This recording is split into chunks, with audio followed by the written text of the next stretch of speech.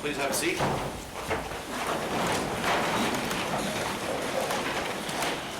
Good morning and welcome to the District Court in Cleveland County. There's been a lot of hearings leading up to the beginning of today's trial, giving me the opportunity to witness the professionalism and the dedication of counsel on both sides. And I have every expectation that there'll be more of the same during the course of this trial. In arriving to today's trial date, it's taken quite an effort. My secretary bailiff, Jamie Wellborn, my court reporter, Angie Thagard, and also Tanya Burcham, our discovery master, Judge Bill Hetherington, the clerks in the Cleveland County Clerk's Office, the sheriff's deputies, my law clerks, Jade Pebworth and Gabe Stoops, my fellow judges and their staffs, and other courthouse employees have all been so helpful and accommodating in getting this case ready for trial.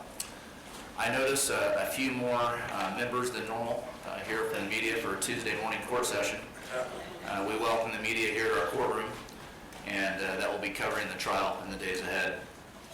Special Master Bob Burke and our staff want to assist the media in their performance of their immensely important work on educating the public and ensuring a fair and unfettered judicial forum for all the parties involved.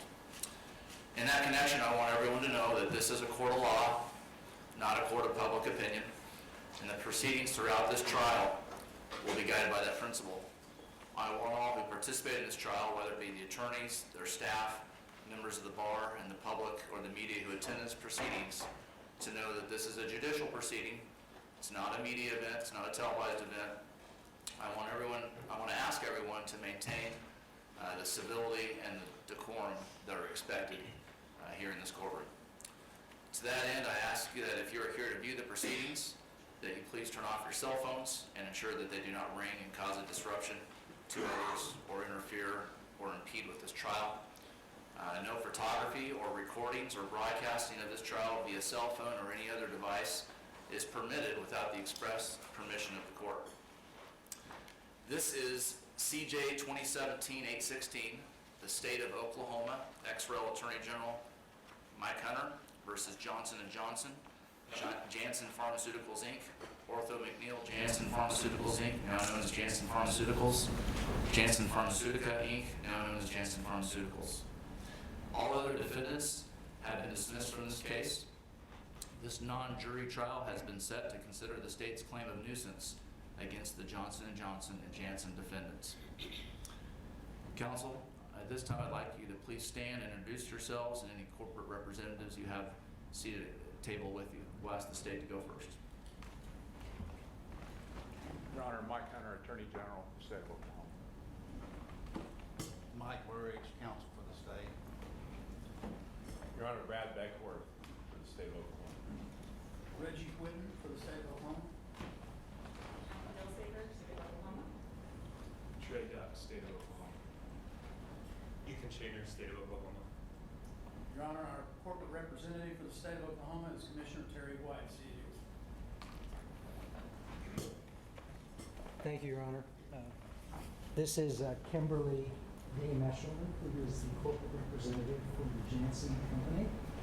Steve Brody, my colleague Sabrina Strong, Amy Fisher, and Angie Anwariata. Thank you. Thank you. Counsel, as we have decided previously, you will now make opening statements. Please remember the court's previous rulings on motions in limine and on other objections to the evidence when making arguments. Remember, each side has been allotted 2 hours for the statements, and at this time, State, you may proceed.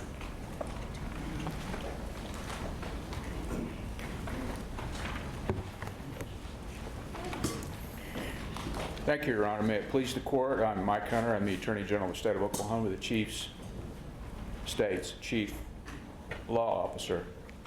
Your Honor, I'd like to recognize the efforts of not only you, but Judge Hetherington, Judge Phillips, and Special Master Burke in the heroic effort to bring us all together today in this important trial. In my role as the state's Chief Law Officer, I represent the interests of the 4 million citizens who reside in our state. and I am appearing today as their attorney to present evidence regarding the worst man-made public health crisis in the history of our country and this state, the prescription opioid epidemic. To put it bluntly, this crisis is devastating Oklahoma. During this trial, Your Honor, our evidence will show that 4,653 Oklahomans died of unintentional overdoses involving prescription opioids from 2007 to 2017. There were more than 28,000 admissions for opioid and heroin treatment through state services between 2012 and 2018. Oklahoma ranked 7th in the nation for prescription pain reliever abuse for kids between 12 and 17 years old in 2013, and hundreds of babies born to Sooner Care members are diagnosed with opioid-related neonatal abstinence syndrome each year. The pain, anguish, and heartbreak that Oklahoma families, businesses, communities, and individual Oklahomans is almost impossible to comprehend. How did this happen? At the end of the day, Your Honor, I have a short, one-word answer: greed. Decades ago, the defendants and their corporate collaborators rushed to fill the need the medical community created to address the fifth vital sign. Our evidence will show, Your Honor, that in their zeal to provide a magic drug, they ignored centuries of experience, well-documented scientific histories of deadly addiction epidemics, and embarked on a cynical, deceitful, multi-million-dollar brainwashing campaign to establish opioid analgesics as the magic drug. Judge, money may not be the root of all evil, but I have learned this in my nearly 40 years as a lawyer and public servant. Money can make people and businesses do bad things, very bad things. And that is why I'm here today. The fact that I am a Republican, a conservative, a believer in capitalism and marketplace does not require me to turn a blind eye when corporations hurt people. And in just a few minutes, the state's legal team will outline our case to you and the people of Oklahoma. Judge, their work during the last 2 years putting this case together has been, simply put, heroic. And it has been my honor to fight this fight with them. First, Brad Beckworth will preview the evidence, we believe, that shows the defendants are liable for their role in causing this crisis. Second, Reggie Whitten will discuss the nightmarish consequences of addiction, both as to its lethality and its ruinous destruction.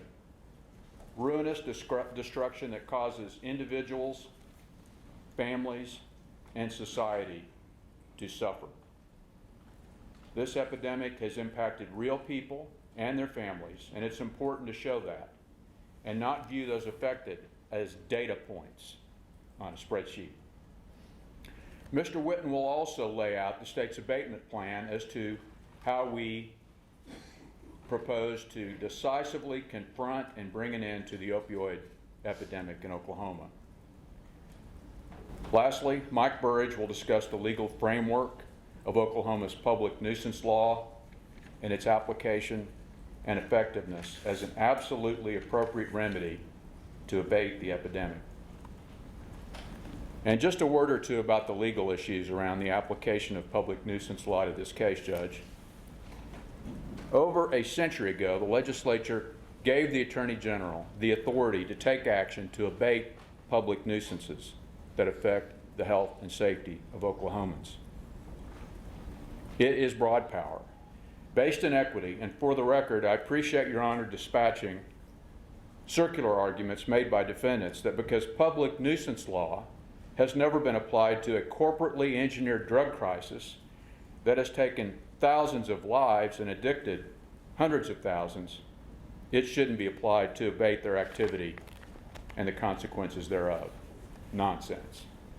Judge, we've made progress in our state on the policy front. Working with state leaders, business people, and the medical community, we've implemented a statewide prescription monitoring program to stop doctor shopping. State law now limits the prescribing of opioid analgesics to deal with chronic pain. And law enforcement now has more tools to deal with pill mills and drug dealers. In short, we've dealt with some of the fallout of defendants' actions. It's time to hold them responsible for their actions. Judge, as I've said in this courtroom before, you and I as public servants have solemn responsibilities to the people of the state of Oklahoma. Mine is to be a zealous advocate for them in this case. Yours, I believe, is to dispense justice fairly and impartially.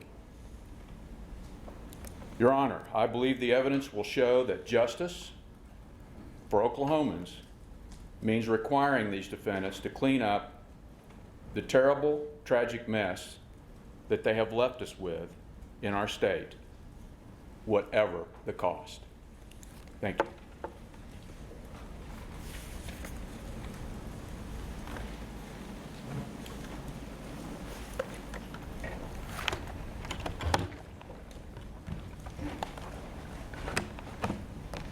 Thank you, General Hunter.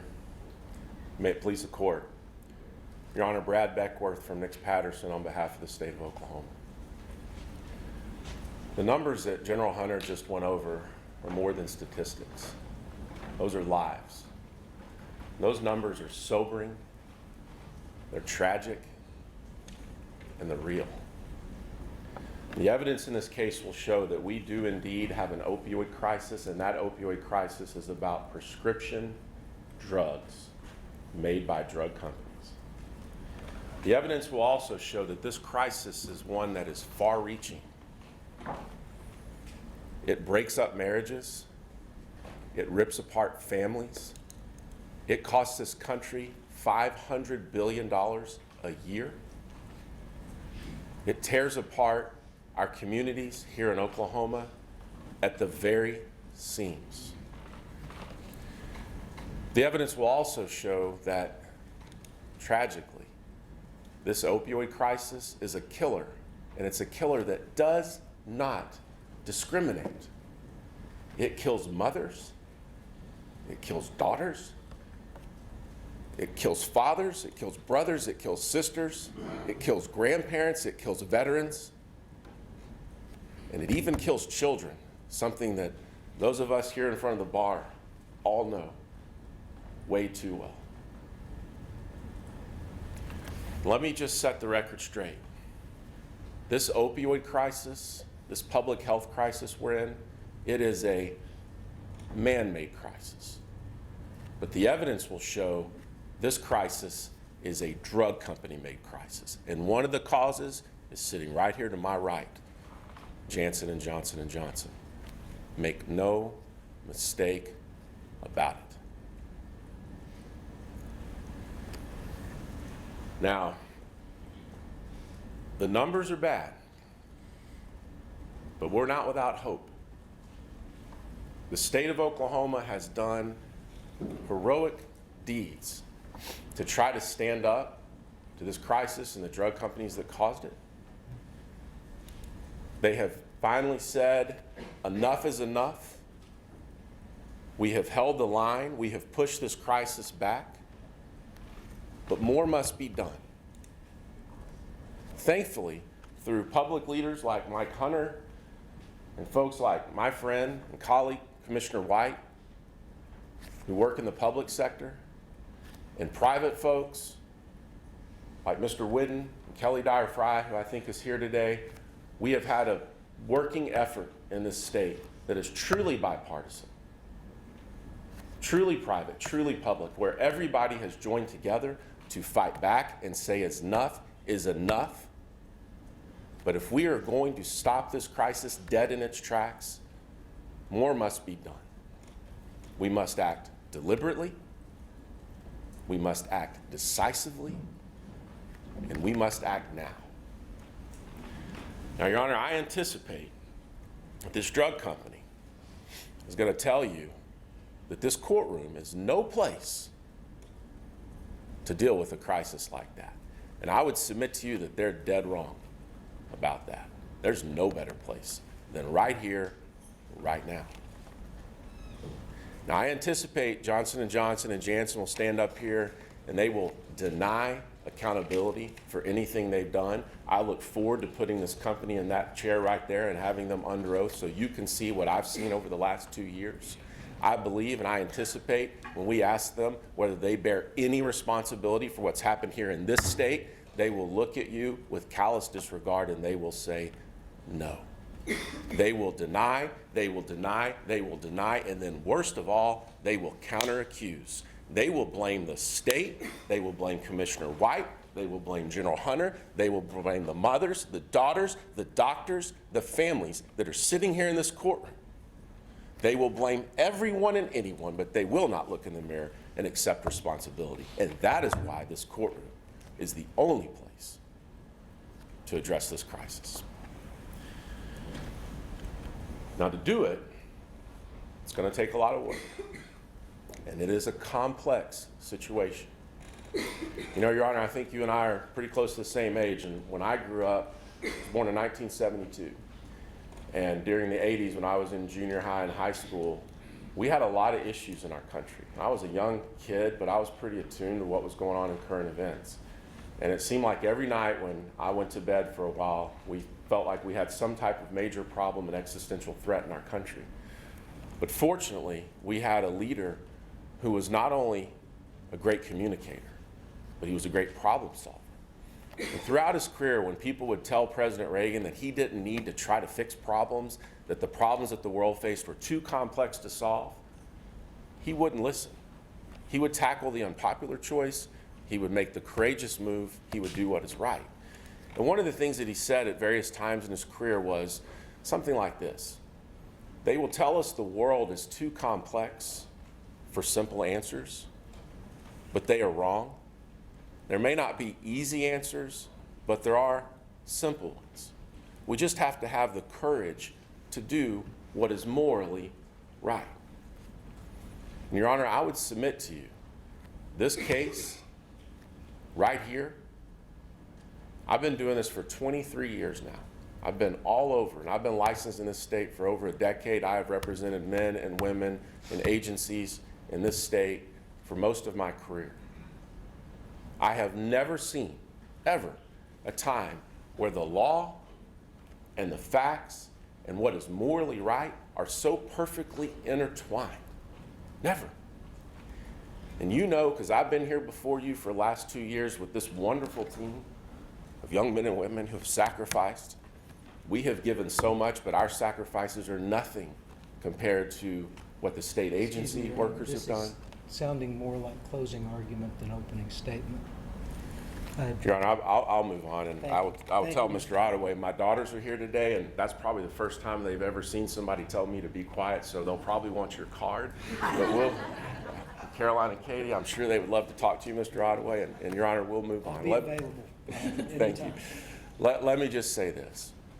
The time is now, and this is where it needs to happen. Your Honor, if I may approach. Yes. We're going to talk today about a couple of the complex questions we have, but the simple answers before us. The first question that I'm going to address, Your Honor, is why do we have an opioid crisis here in Oklahoma?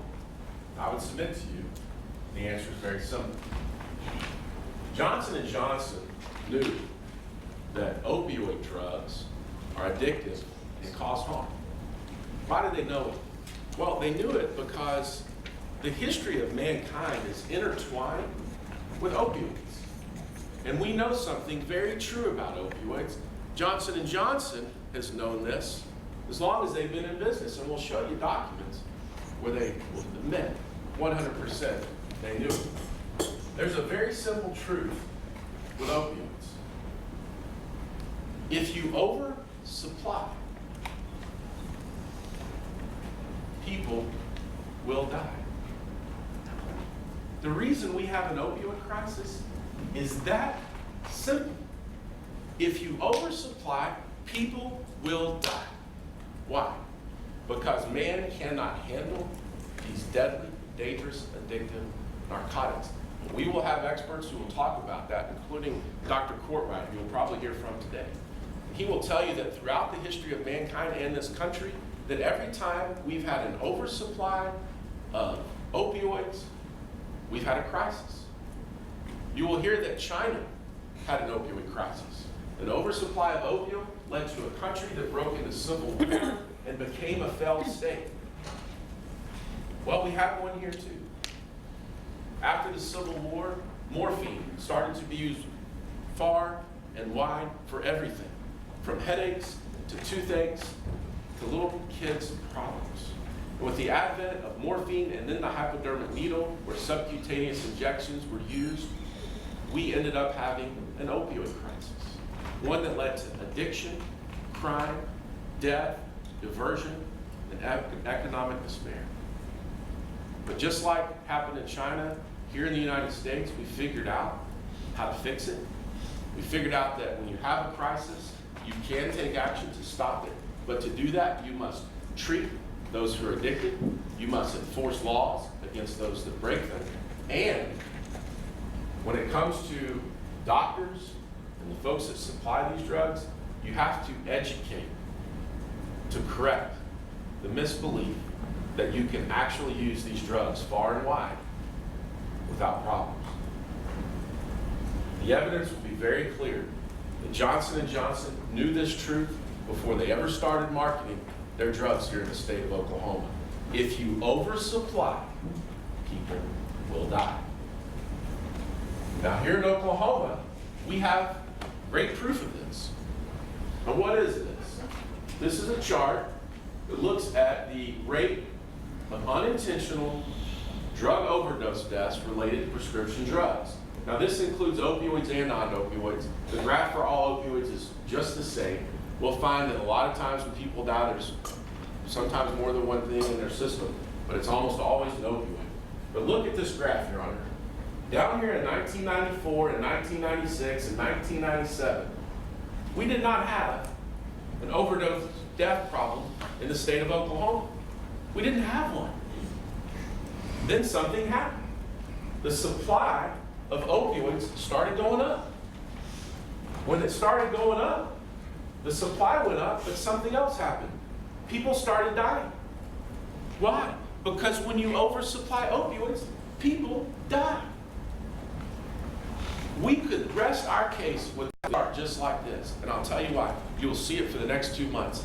Every single graph in this state will show you that as the supply of opioids went up, problems went up. Neonatal abstinence syndrome, overdose deaths, emergency room visits, you name it, it happened. There was a nothing, and then there was a something, and that something was a crisis caused by an oversupply of opioid drugs. And not surprisingly, you'll see that this company's sales and the profits went up right in line with the deaths. So, why is Johnson & Johnson a cause of this opioid crisis here in the state of Oklahoma? It's simple. They ignored what they knew. And like General Hunter said, it's always about greed. Johnson & Johnson marketed opioid drugs as safe and effective for everyday pain. Now, I anticipate that Johnson & Johnson will tell you that these drugs were approved by the federal government. That's right, they weren't. They will tell you also that these drugs have some benefits in society. And you know what, that's right too. Let me just set the record straight on something. The state of Oklahoma is not saying that opioids have no place medically. There is a time and a place for opioids. But there's not a time and a place for opioids to be used for anything and everything. And there's certainly not a time and a place for a drug company to come into this state and tell everyone they can prescribe these drugs open as much as they wanted for anything and everything. That's never okay. But you don't have to take it. You can take Johnson & Johnson's word. You see, Johnson & Johnson has a code of conduct. You know, my father's here today. His name's Sam Mcgregor. He raised me with some very simple principles in life. One, you have an undying faith in God. 2, you outwork everybody you meet. And 3, you tell the truth. And if you make a mistake, you fix it. You accept responsibility for what you've done. My father taught me that. I've taught my daughters that. We live by that code. Johnson & Johnson, they wrote down their own code. Thankfully, they preserved it, and we have it here. And I want to go over it because sometimes companies need to be reminded about the rules they should live by. When we look at what's right and wrong in this case, we can just go right to Johnson & Johnson. Here's one of the things their code of conduct says. This is their code. If you go on the internet, you want to learn about Johnson & Johnson, this is what they say they do. We believe our first responsibility is to the doctors, the nurses, and patients, to mothers and fathers and all others who use our products and services. Now, Your Honor, I want you to remember this in this case. This is the standard of reasonableness, of right, that this company holds itself out to the public. And I want you to ask at the end of this case whether they put doctors and nurses and patients and mothers and fathers and everybody who uses their products. Let's just see if Johnson & Johnson, the family company, really did put them first. Next they say, and this is a great one, I really believe this in my heart that we should all aspire to this. We are responsible to the communities in which we live and work, and to the world community as well. That's a great goal. But the evidence will show that this company, Johnson & Johnson, fell miserably short of that. In fact, you'll see that when General Hunter convened the Opioid Commission to work with the public and private sector, people like Commissioner White and many of the folks here in this room, some of them experts in our case, Johnson & Johnson was nowhere to be found. Nowhere. They left us here to deal with the mess they created, and we'll talk about that here in a minute. But when we get to the end of this case and you hear that this isn't fair and they shouldn't be held accountable, let's just remember their code of conduct, please.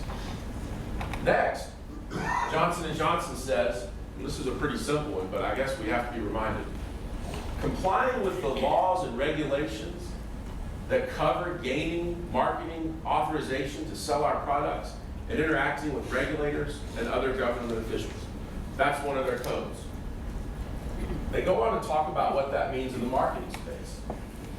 Following all laws and regulations regarding the promotion, marketing, and sales of our products, including, let's all remember this, that what we say is truthful, not misleading, and is consistent with regulatory approvals for our product. Because you see, Your Honor, just getting a drug approved doesn't mean you can do anything you want and say anything you want about it. You have to tell the truth, especially when you're dealing with a deadly, dangerous, addictive narcotic where the whole world knows if you oversupply, people will die. There's one more very important thing that Johnson & Johnson has in its code. Who must follow the code? Well, Ms. Usherman's here, and we've had a chance to meet before, and I look forward to having a conversation with her over several days here. I've asked her, and I've asked other witnesses, and I anticipate you'll hear them say that this code applies to everyone at the company, from the lowest man to the highest one. Everyone must abide by it. But it also applies to other folks. Here it says, the provisions of this code should be included in the contracts of third-party suppliers, manufacturers, contractors, vendors, and distributors doing business on behalf of Johnson & Johnson family of companies. And you'll hear from Mr. Machette in this case, one of their witnesses, who says that this applies to everyone. And he will even testify under oath that when it comes to Johnson & Johnson, if you're engaged in business with somebody and they're not doing right, you have to stand up, take a stand, and do something about it. And I asked him, I said, Mr. Machette, that's something your mom and daddy taught you, isn't it? Because that's what mine taught me. And he said, yes, it really is that simple. Now, when it comes to Johnson & Johnson, though, they didn't just have their code of conduct. They had something else, their own rules of the road. Just like my father taught me, sometimes you learn a lesson about what's right and wrong, and then you mess up a little bit, and you got to get a little more clarity. Hopefully you get it right the next time. This is a document that you'll see in evidence in this case, I believe, where Johnson & Johnson was training speakers about how to talk about products and what was right or wrong. And I think this is very, very important to crystallize what this case is ultimately about. These are examples of things that would be false and misleading. So if you have an approval for a drug, you can't lie about it. These are Johnson & Johnson's own words. 1, broadening a product indication. That would be false and misleading. So an example of that is if you had a drug that was approved in very limited circumstances for something like chronic pain, if many different conditions were met, to go and say that it's recommended for chronic pain or great for chronic pain, that would be broadening an indication. Data take it out of context. So let me give you an example of that one. If you were to go out and say that opioids were not addictive, or you couldn't get addicted to them if you took them under a doctor's care, and you relied on some study, that would not be okay in Johnson & Johnson's world if, as so happens here, the truth is they never had the high quality clinical evidence to support those statements. In fact, this company went around and said that their drugs weren't addictive or you couldn't get addicted if you took them under a doctor's care. I was shocked by that because I asked Ms. Eshelman, and we asked many of the others in this case, where's your evidence of that? And what I think you'll hear in this case is as they sit here today, they cannot tell you what the rate of addiction is if you take an opioid or their opioids that they sold under a doctor's care for any prolonged period of time. They don't know what it is. And I asked them, did you know in 96, 97, 98, 99? I anticipate you will hear the answer is same all the way through. No, we don't know.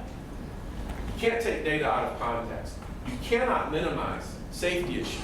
And there's no more safety issue in opioid narcotics than addiction.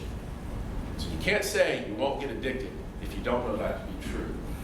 Omission of material information. That's another one. You've heard me say this before.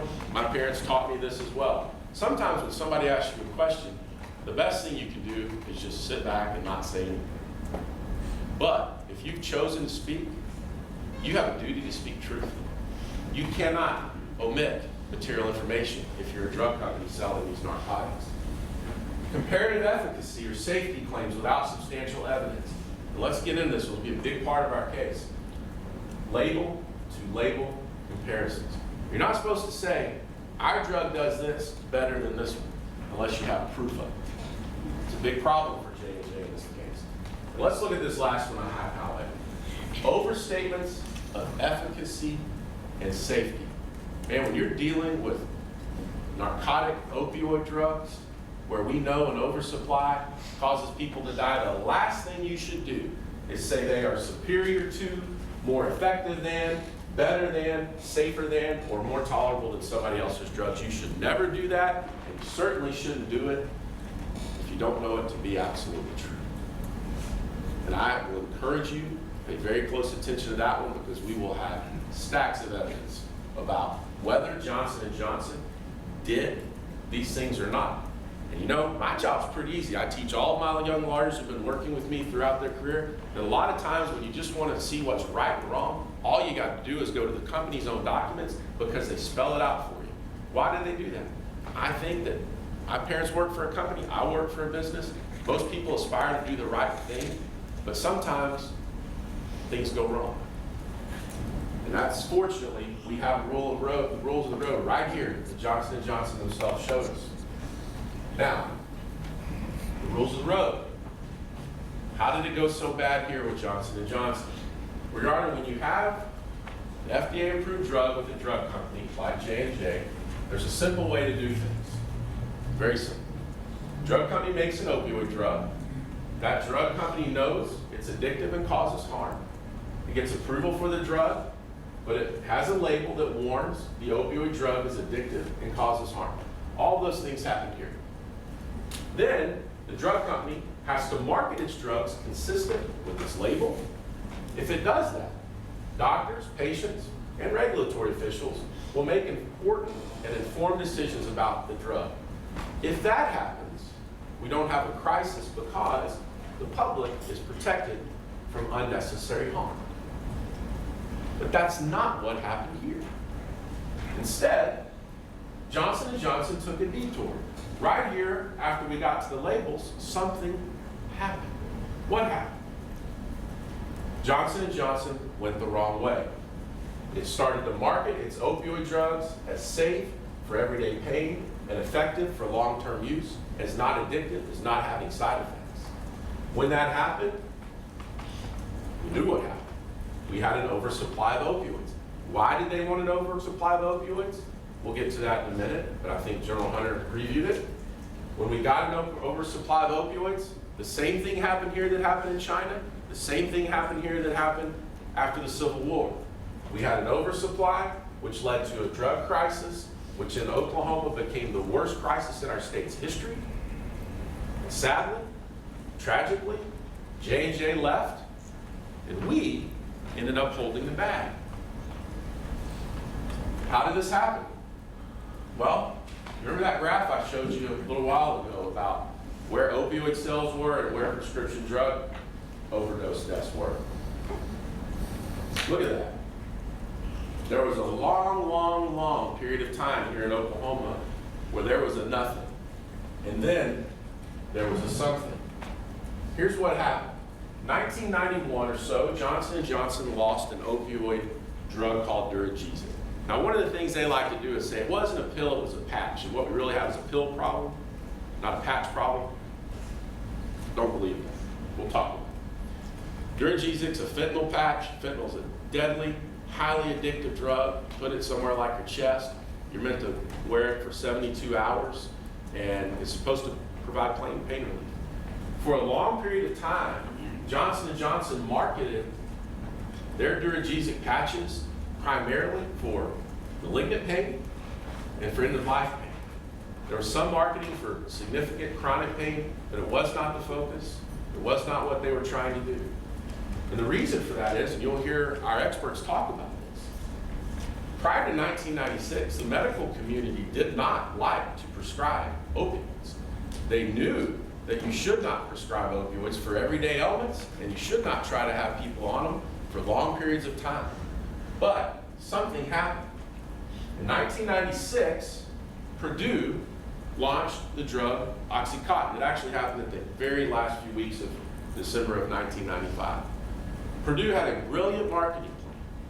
Purdue decided that they were going to take oxycodone, a form of Oxycontin, and they were going to market their drug as a drug to start with and stay with. And they were going to come into Oklahoma and market it widely and broadly and aggressively to get doctors to start using opioids for chronic pain. They believed there was a huge market that they could exploit, and they could, and ultimately did, make billions by doing it.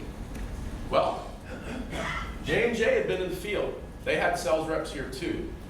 They saw what Purdue was doing, and it did not take long for Johnson & Johnson to see their own opportunity. And so sometime in 1997, Johnson & Johnson decided to relaunch or start a new promotion of Duragesic.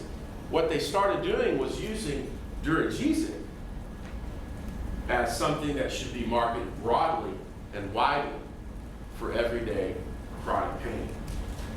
Now, there's also one important key element in this timeline. 1998, you'll see the evidence showed that Johnson & Johnson had created a highly potent strain of poppy in Tasmania called the Norman poppy. We're going to talk about that here in a minute, what the evidence will be. But just for now, the Norman poppy was very high in something called thebaine, and thebaine is an essential part of making opioids, including oxycodone, that Purdue sold. And we'll hear in a minute that Johnson & Johnson stood an awful lot to gain through the promotion, the progression of oxycodone as a major part of our supply chain here in the state of Oklahoma. Now, how did they do this? One of the things that Johnson & Johnson did after they relaunched in 1997 is they marketed these drugs of last resort as drugs to start with and stay with. If you'll remember, I mentioned that Purdue used that slogan. We'll talk about J&J's use of it here in a moment. When you're dealing with highly addictive opioids, the last thing you want to do is market your drug as something that people should stay on for long periods of time. Here's what they did. Now, this is from the 1995 pre-launch plan of Purdue. Purdue said, what we're going to do is we're going to sell our oxycodone as the drug to start with. Let me just step back and tell you, Dr. Claudia will talk about this. You also hear Russell Portnoy talk about it. In the World Health Organization, we had what they called a three-step analgesic ladder about when you were supposed to use opioids, and it went from moderate to severe pain. That ladder dealt with cancer pain. One of the marketing ploys that Purdue and J&J did was they took out the idea that this ladder was about cancer, and they made it about everyday pain. And so they tried to say that opioids were the drug that you should start with. It's not right. But they went a little further at Purdue. Just to be clear, I'm talking about Purdue because we'll show in a minute that Johnson & Johnson was in a race with Purdue to do the same things. Here, we see that Purdue said it's also the one to stay with. That's an important thing in the marketing of drugs by these companies. With opioids, you're not supposed to start at real high doses. So you got to start on them, and the longer you stay on them, the more you can advance, or what they call titrate up, to get a higher dose. And remarkably, the higher the dose, the more money the company makes. Something to remember. So you had this idea of start with and stay with. Now, here is a Duragesic document. That's Johnson & Johnson. Purdue wasn't alone. In fact, you'll hear evidence that Purdue got angry because they were getting in the field and having Johnson & Johnson do the same thing. Now, you know, Your Honor, you'll see it right here. It says starting and staying on Duragesic. My staff gets so mad at me about this, but I'll talk about it. It's just been in my head for 2 years. So when I was a kid, my sister had a great voice, and she was really involved in community theater back at a place in Conroe, Texas, where I grew up, called the Crichton Community Excuse Theater. me, Your Honor, unless Mr. Beckler's sister is going to testify, and I don't believe she's listed as a witness, this is not about the evidence. What she has to say, Your Honor, is perfectly relevant. I'll give you a limited scope to go and talk about your sister as long as you tie it into this. Oh, it ties in perfectly. I appreciate it. Here we go, Mr. Ottaway. She was in a play called Annie Oakley, or Annie Get Your Gun. And if you've ever heard it, I know General Hunter likes movies. It had a song. Anything you can do, I can do better. I can do anything better than you. Nike ran an ad on that later in time. Well, you'll see that's what happened here with Purdue and Johnson & Johnson. Anything they can do, we can do better. I can do anything better than you. Start with and stay with. And you also see in the evidence that that slogan didn't just come from Purdue. It was used by the tobacco industry for decades to put kids on drugs, tobacco drugs. But it gets worse with J&J. Why did they want to go to stay on these drugs? Well, this is why. They had a problem with Duragesic. You'll hear evidence that one of the things that was bothering Johnson & Johnson was that their patients didn't really like the patches or had problems with them, and after a month or two, they would drop off. Well, that's bad for business. You get somebody on your drugs and they stop using them, you can't keep selling them. So what did they do? You'll see evidence about this document, this strategy. They actually enacted a plan to reduce the gap in drop-off 50% by year. Now let's just think about that. This is a family company we've all had in our homes. The evidence will show they were trying to get people to stay on their drugs longer. Is that something that we should do? Is have people stay on drugs that are addictive long? When you stay on them a long time, you become dependent, you become tolerant, you have to increase the dosage. And the longer you stay on them, the greater you're at risk for overdose, addiction, and death. Start with, stay with opioids? I don't think that's a very good idea. What else did they do? Sales 101. Johnson & Johnson had an idea, just like the other companies. If you create a need, you can sell to it.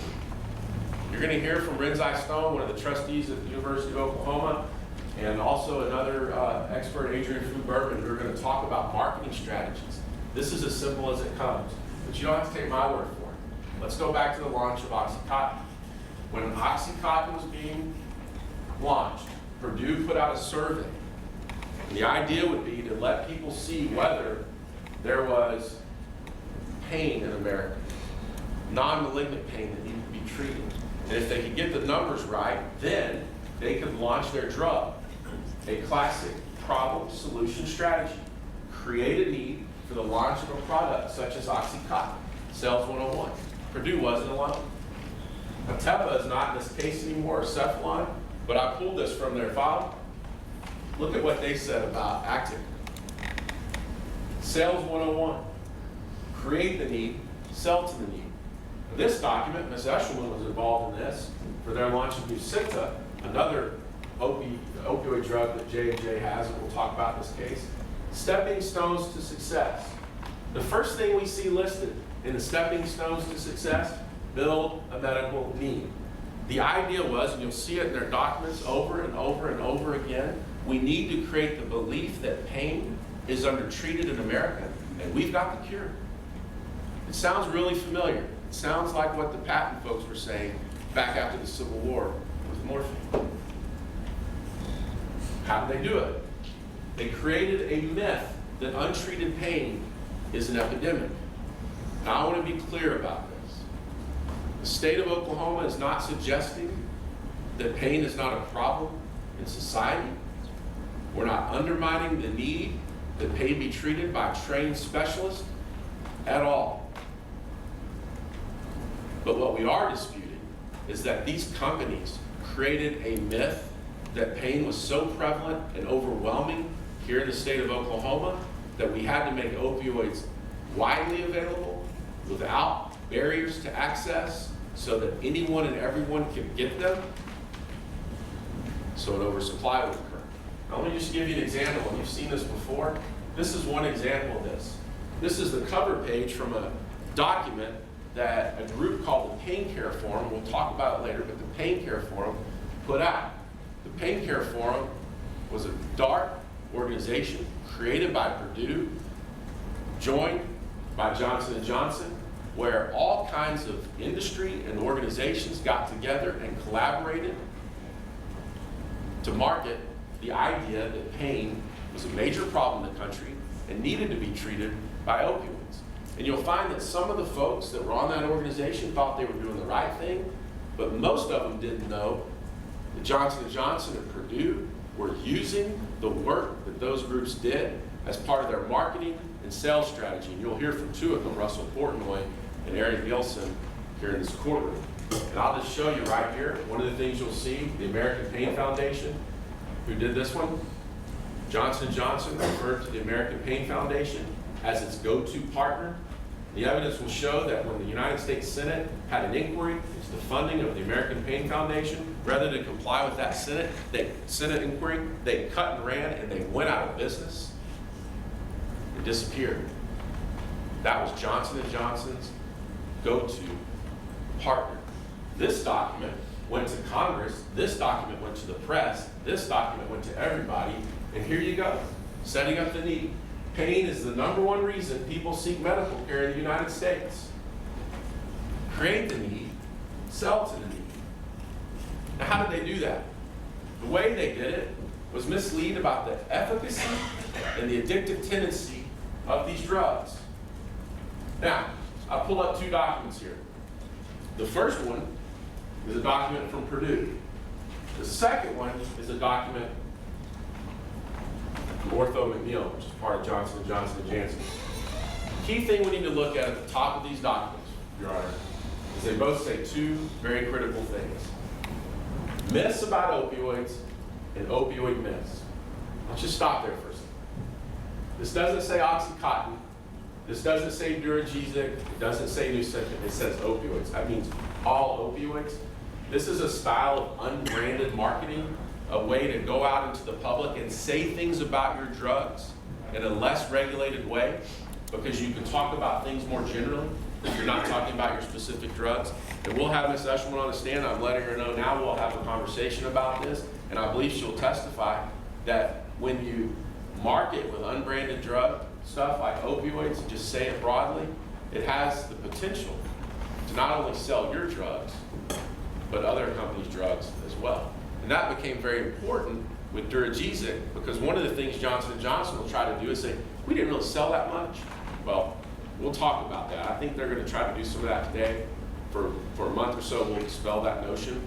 But one of the other things that happens with the company is when their drugs go off patent and the generics come in, those need to get sold too. And often the company will stop marketing their patented drug, but they'll still make money off of it if they're dispensed. So very clearly here, we're talking about opioids generally, not just theirs. So what did Purdue say here? Myth: opioid addiction is an important clinical problem in patients with moderate to severe pain treated with opioids. They say that is a myth. And down here it says, addiction risk also appears to be low when opioids are dosed properly for chronic non-cancer pain. And down here at the bottom, they refer to a study you'll hear about called Porter and Jick. This was a study where a couple of folks did a study in a hospital in a very limited setting and said that folks were able to handle opioids without addiction in that limited hospital setting. When that happened, the opioid industry, J&J, Purdue, and others ran with it. And they used that for years to say their drugs were rarely addictive or less than 1% addictive. And you'll hear Dr. Kolodny, who's here, you'll hear Dr. Portnoy say that is deceptive and that is misleading. And yet, when we go over here to Johnson & Johnson and their unbranded version, what do we see? The question is asked, opioid medications are always addictive. Myth: many studies show that opioids are rarely addictive when used properly for the management of chronic pain. Now, I'm sure they'll say that they had some statements in their label for a brief period of time that said opioids might be rarely addictive, but the truth is, they never knew. You'll hear from them. They will have to say, if they tell the truth under oath, that at no point in time did they ever have the studies that they did that could tell you whether their opioids were 1% addictive or 10% addictive or much higher. Dr. Portnoy will talk about that. Now, this one right here, this was for elder care patients. And what's most troubling about this, and you'll see it in the evidence, is after Johnson & Johnson left the state of Oklahoma with Nuisance, you can go and find now where they're marketing Tylenol is the drug to use, because I just can't believe it. They say use it because unlike opioids, it's not habit forming. The same company that told us that opioids, it's a myth, they're addictive, is now saying that opioids should be used because that Tylenol should be used because unlike an opioid, it's not habit forming. How did they do this? They tried to influence every decision. Every decision. Now you'll hear, they're going to try to blame everybody. Companies like this won't accept responsibility. They will deny, they will counter-accuse, but we will show that everywhere in the decision tree about prescribing or taking an opioid, Johnson & Johnson was there first. And what's most sinister about it is you and I know that when you are a patient, you should be able to go into the doctor's office and have total intimacy and privacy. The decision that your doctor makes and you make together should be one of complete trust. But what the evidence will show is that every time, with respect to opioids, with Johnson & Johnson here, somebody was in the room with them. Not physically, but they had already made an imprint because J&J had been there first. They had co-opted the decision-making process. Now, how did that happen? This document is something that Ms. Eshelman worked on. It's called the Multiple Disciplinary Partnerships Influencers Mapping. This is a very key word here, influencers. Johnson & Johnson, I will submit to you under oath, hates this word. They hate it. They will try to say what they did was educate, but the documents call it influencing. And I don't have time to go over this sort of mess today, but here's what I'll tell you. We'll start at the bottom. This box right here is the Nuisance value proposition. How does J&J make money? Well, before you can make money off an opioid, you have to have somebody take it. But before somebody can take it, it has to be prescribed. And before somebody prescribes it, Johnson & Johnson gets there and influences it. And every arrow you see, every box here is somebody federally or at the state level or at the doctor level that they tried to influence, they did influence, and they will testify this was part of their P&L balance sheet of how they marketed their drugs. So when they come in here and try to blame other people, I don't think legally they're allowed to do it, but if they try to blame the state, here, they try to blame other folks. Remember, every one of these boxes on here in the decision tree, they got to first. How did they do it?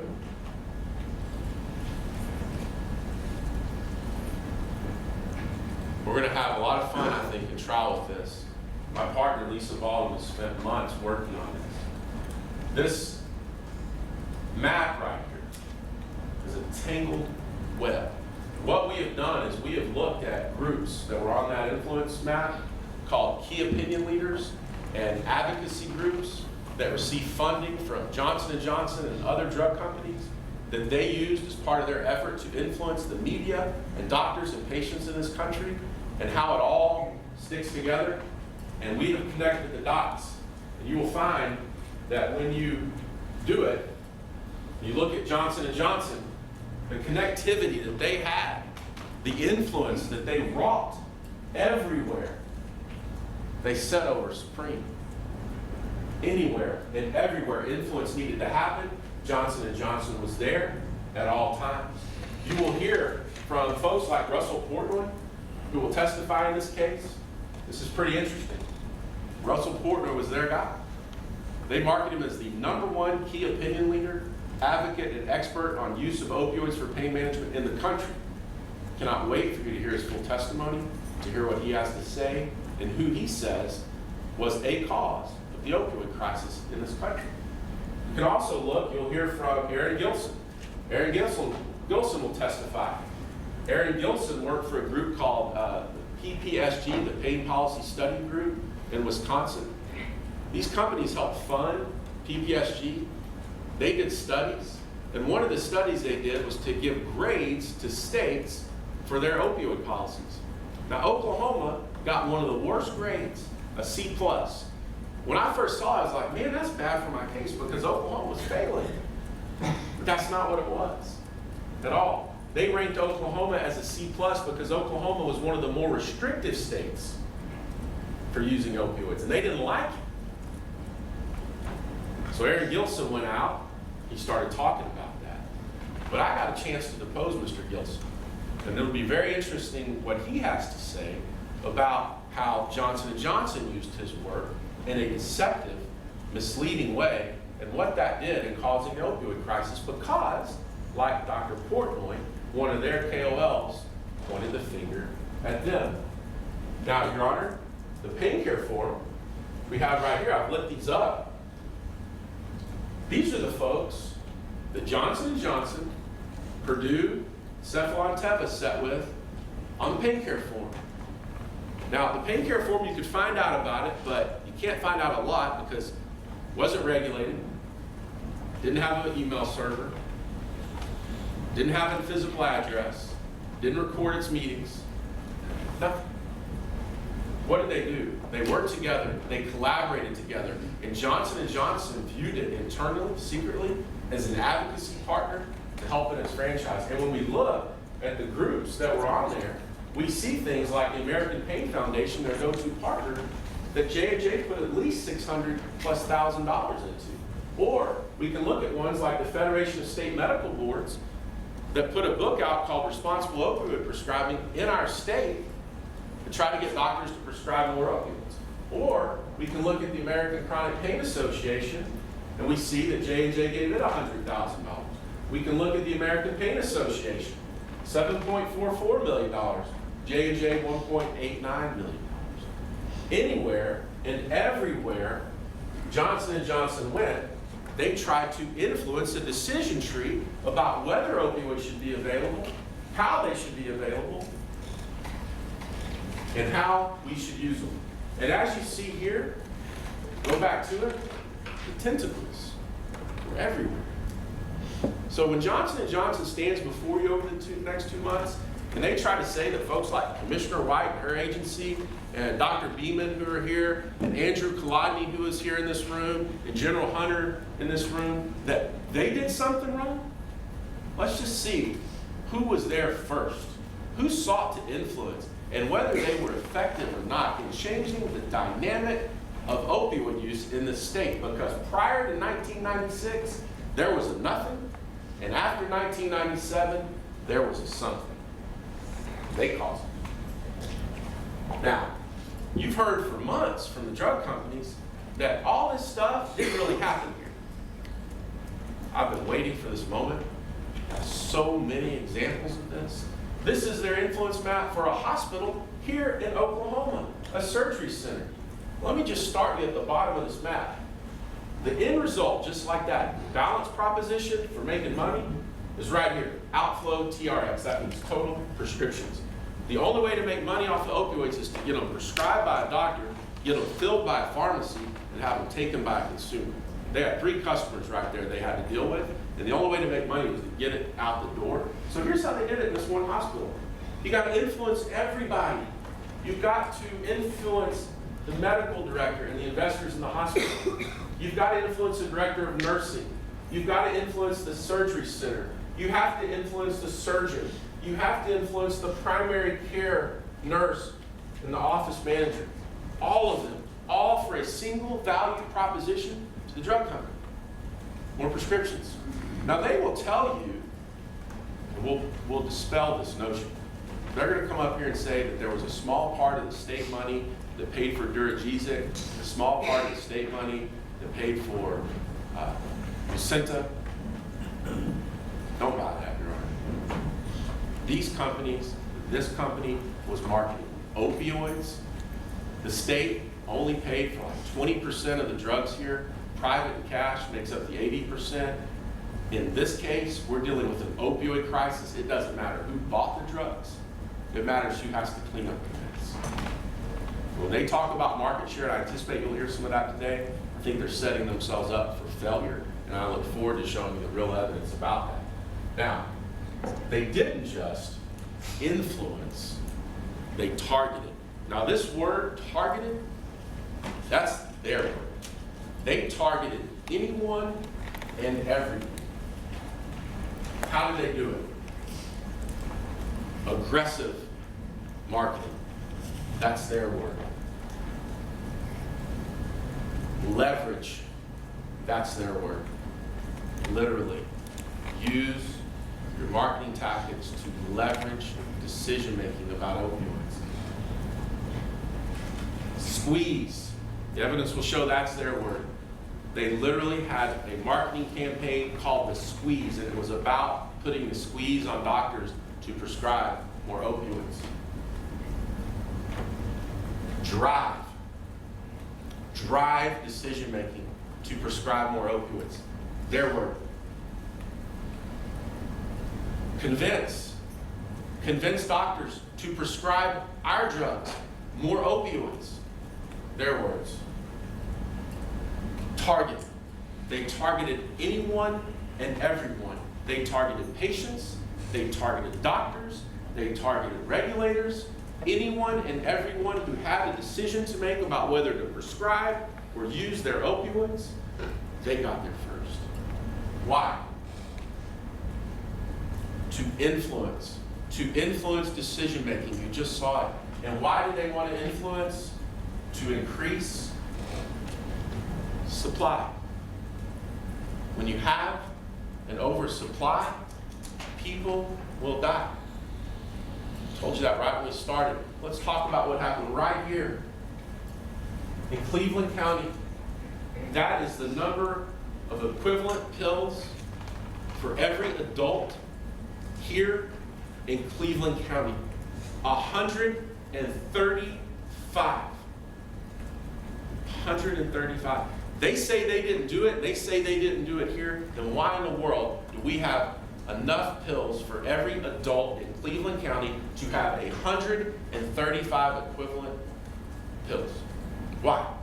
By the way, Your Honor, that is significantly below the state average. And the result of that, when they say we can't prove causation in this case, when they say that an oversupply doesn't cause people to die, that is a lie, because in Oklahoma, that is the number of years of life that were lost between 2000 and 2017 as a result of overdose deaths on prescription opioid. 1 year is enough. 139,359. And this drug company will sit here for 2 months and say they bear no fault for that. When you have an oversupply of 135 pills available for every adult in a county, you end up with 139,000 years lost. And by the way, that's just the ones we can track. I'd say we have a crisis. I would say it affects our community. I would say it is bad. If you oversupply, people will die. So why did it happen?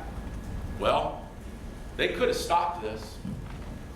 The evidence will show, and by the way, we don't have all of their sales documents because of rulings that happened in this case, but we've got a lot of them in the late 90s to 2000 Your frame. Honor, again, I object to that. If they don't have it, it's because you didn't give it to them. It's not fair to blame us for that. Oh, I'm not blaming them. I'm just going to tell you exactly what we're going to do with it, Your Honor. They could have stopped this. You'll see, and the evidence will show that by Excuse me, Your Honor, can I 2000. have ruling on that kind of conduct? Objection will be overruled. Thank you, Your Honor. Thank you, Your Honor. Sorry. By 2000, Ms. Andrew, we're going slow enough. By 2000, we had a problem in the U.S. Doctors started seeing 2000, 2001 that there was a problem, that we had let this dangerous thing out of the cage, and it was starting to kill. And Johnson & Johnson knew they had a problem. But they also thought they had an opportunity. And you'll see it. Renzi Stone will talk about it. Marketing, they say something called SWOT, strengths, weakness, opportunity, and threats. The oxy problem, as they called it, they saw as a weakness or a threat because doctors were becoming more reluctant to prescribe and regulators were calling them out. But Johnson & Johnson also thought it was an opportunity because they could take doctors who might have been prescribing oxy and get them to prescribe their drugs. They could have stopped it, but instead they tried to exploit it. How did they do that? That is the total number of combined sales visits that we have from Johnson & Johnson and Purdue during the period of 1999 to 2005 here in our state. Let's talk about that. Your Honor, this is a sales representative calling from a lady named Linda Dixon. We've redacted the doctor's name. This happened in Tulsa. I'm just going to read this to you. This is what would happen when they would come into the state, they would meet with a doctor, and they would try to sell their drugs. Long lunch, dinner with Lloyd. So one of the things you'll hear Dr. Fu Berman talk about is they use dinners as a way to entice conduct. And you would hope that people aren't influenced. I don't want to say that doctors are easily influenced. Everybody eats dinner with one another, but we have rules about when you can wine and dine people, and they exist for a reason. Because even if we don't believe we're influenced, we might be. So we try to take out any feeling of impropriety. Look what she says. We talked about conversion, that means to Duragesic, and titration, that means dosing up. He seems a bit nervous about higher doses of Duragesic or oxy. Somewhat concerned about abuse. Need to share DAWN.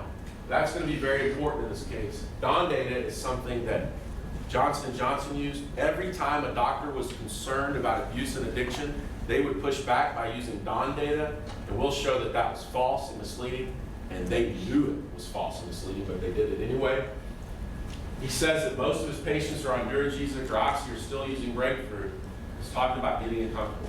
Here's what she says. Now, just let me step back for a minute. This is a doctor who's reluctant to convert, reluctant to dose up, who's worried about abuse. Here's what she says. I need to continue to bring up his comfort level for using higher doses of Duragesic when necessary and reduce breakthrough pain. Show him chronic lower back pain, Simpson, and patients prefer. These are studies that Johnson & Johnson used that were not accurate, that they knew weren't accurate, they shouldn't have used. They used them hundreds of times in Oklahoma. Look what it says. Lloyd, coaching, want him to be more comfortable using Duragesic and dosing it higher. Where will you use it? Let's look at the next one. Same representative. I saw him with Greg. He said the only thing we could do for him is bring him any info on ways to divert Duragesic, meaning he was concerned about using an opioid because it could be diverted. They're going to try to blame, by the way, this problem on everybody. They're going to try to blame China, say we have a big Chinese fentanyl problem here. They're going to try to blame people who are addicted, and they'll call them by a different name. They're going to try to say there's a criminal problem with diversion. They're going to try to blame just about everybody in this courtroom. But let's look at who's really to blame. She says, I showed him Don. I'll show you the evidence. We'll say that was absolutely misleading. We suggested we could bring the DEA agent in to talk to him. But I want, Your Honor, if you may, just to pay very careful attention to what happens here next. Emphasize, when someone does divert, it's usually not repeated. Why? It's either fatal or they don't get the effect they're looking for. So, think about that. If they divert it, don't worry about it, because one of two things is going to happen. They're not going to get high and they won't try it again, or they're going to die. Family company? Did nothing wrong? Has nothing to do with it? Wasn't a cause of opioid crisis in this country? That's who they sent into our state. And these drug companies, Johnson & Johnson and Janssen, will tell you that it didn't happen here. This happened over and over and over again. And you know what's the most amazing thing? Is that after Purdue got guilty to a federal felony, we still have call notes from them. There's this text. It's gone. They stopped writing all this stuff down. And I guess if I was worried about liability, I might have stopped it too. Let's look at this one. First talked for over an hour with staff and got a wealth of info. So one of the ways they came into this state was they would get with the staff, the nurses, the doctors, the assistants, and learn what they need to know about the doctor. Since he's much less tolerant now of many patients and with drug screening and non-compliance, he cuts them off. He spent 30 minutes with me and cited several difficult patients lately, and 2 that died. And he was concerned they OD'd on narcotics. He gave them probably oxy, but didn't specify. It was a breakthrough call, and I'd be shocked if I don't see more Duragesic out of him. Let's just stop for a minute. That is shocking, Your Honor. You have a doctor who's worried about abuse. He's worried that he's had patients that have died. And her response is, I will be shocked if I don't get more Duragesic out of him. They're going to try to say that this is a pill problem, not a patch problem. No, it's an opioid problem. They were behind it. They're going to try to say that this is a pill mill problem, and we will show that if where they can find a pill mill, we can show that their reps were there. We've got reps that were asking for Speaker Bureau money to be spent right there in the pill mills, because they were the ones that were what they called high decile prescribers, meaning the highest prescribers, meaning the ones they could make the most money from. They wanted them too. Anybody, everybody that could create the supply. Look at this. It even says, doctor asked me about Duragesic being abused with heat. I said that was probably my competitor. And she laughed and said, well, they were talking about ways meds could be abused. I told her I heard that a lot, and I wasn't sure why they were focusing on that with Duragesic, because it had no street value and low abuse potential. I set them straight on that. That's offensive. Full of call notes that talk about folks putting on their tongue, heating them up, doing anything and everything they could to get abuse out of them. And every time these doctors were talking about abuse with opioids, they weren't just talking about Duragesic, they were talking about any opioids, and they would send their people in there to convince them to prescribe more, that it was okay. And then we have this one. Man, I've got a 17-year-old daughter. She likes to go on spring break. Johnson & Johnson knew that families like to go on spring break, and generally, if they can afford to it or they've saved enough money to go out, a lot of folks do one of two things. They go to the beach or a lake. They go skiing. Well, Johnson & Johnson didn't just make Duragesic and Nucenta. It also had an Ultram drug called Ultracet, which is an opioid. It was scheduled differently for a while. They had a partnership with Purdue on it for a while. They wanted to make more money. Remember when I talked about start with, stay with? You're generally not supposed to start on Duragesic. So look at this. They actually had a blitz campaign in Oklahoma called Spring Break, Sprains, and Strains. My colleague, Mr. Leonidakis, found this one night going through a stack of call notes, and he ran into me and goes, "You're not going to believe it." And he was right, I didn't.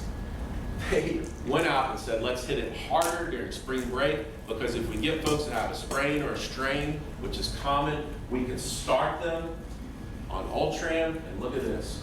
When a patient pain progresses, move that patient to Duragesic and write DAW, dispense as written on the prescription, and educate the patient not to accept a generic. Wow. Start with Ultram, stay with Duragesic, make sure they don't drop off after a month or two, stay on it as long as they can. They didn't do it. It didn't happen here in Oklahoma. We've been lying for 2 years, Judge. That's what they have you believe, but they are wrong. It happened here, and we can show it. But it gets worse. This company doubled down. They started a new drug, Nuisance. And by 2008, 2009, we had clear evidence that we had a crisis in this state.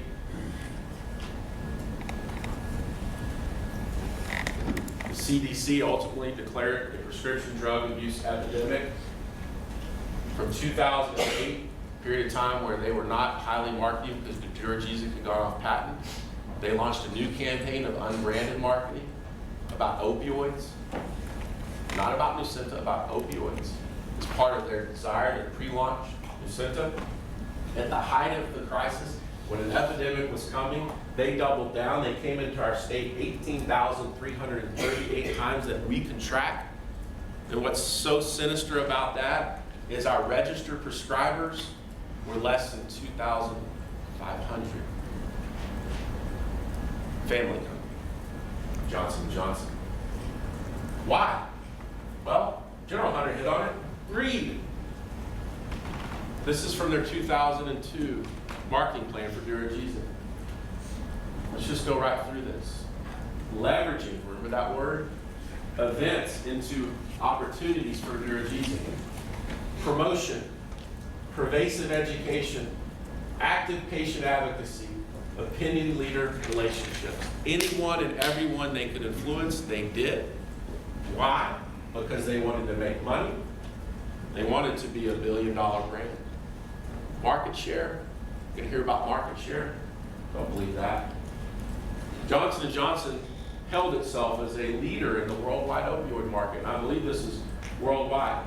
What do they say? We are a leader in the opioid segment. Limited competition. Johnson & Johnson sold a lot of opioids. You should never forget that. But there's another reason. Johnson & Johnson had a whole different set of reasons to make sure that opioids were widely available every day. You see, Johnson & Johnson owned two companies, Tasmanian Opioids and Aramco.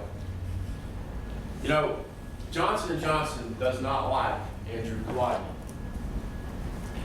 He'll testify in this case, and you'll see that they have tried to vilify this man. You will see that they fought him at every turn. And you will find out, I think, that one of the reasons the opioid crisis has started to go back our way is because of the courage and ability of that man to stand up against the most powerful industry there is. One of the things he did is he actually went to Tasmania. He told me about this. I didn't know it. In Tasmania, Johnson & Johnson owned a company called Tasmanian Opioids, and they grew thebaid. And we'll hear evidence that what happened was, due to the growing conditions and the limited amount of acreage there, they did not have the ability to grow enough thebaid to match anticipated demand for oxycodone in the U.S. Kind of a weird thing of how they knew there was going to be such a new demand, but they knew it. And so Tasmanian Opioids grew more acreage, and they created a new strand of poppy that was more potent, could do more, and then they sold it to their other company, Aramco. Aramco would take that thebaine and concentrated poppy straw, and they would make opioids, active pharmaceutical ingredients. They supplied Janssen. They supplied others like Teva and Endo and Purdue. They supplied Purdue with oxycodone. They also, we'll see, we have the documents, they even entered into an agreement with another API company, Mallinckrodt, that was also supplying Purdue so that they could get in on Mallinckrodt's thebaine business. Here's an example of the poppy field, and this is really amazing. Johnson & Johnson, everybody's family company, what few people know is this. This is literally the logo of Aramco. That is a poppy. I don't know what in the heck that is coming out of it, but it doesn't look very good to me. It is the spread of API to the world.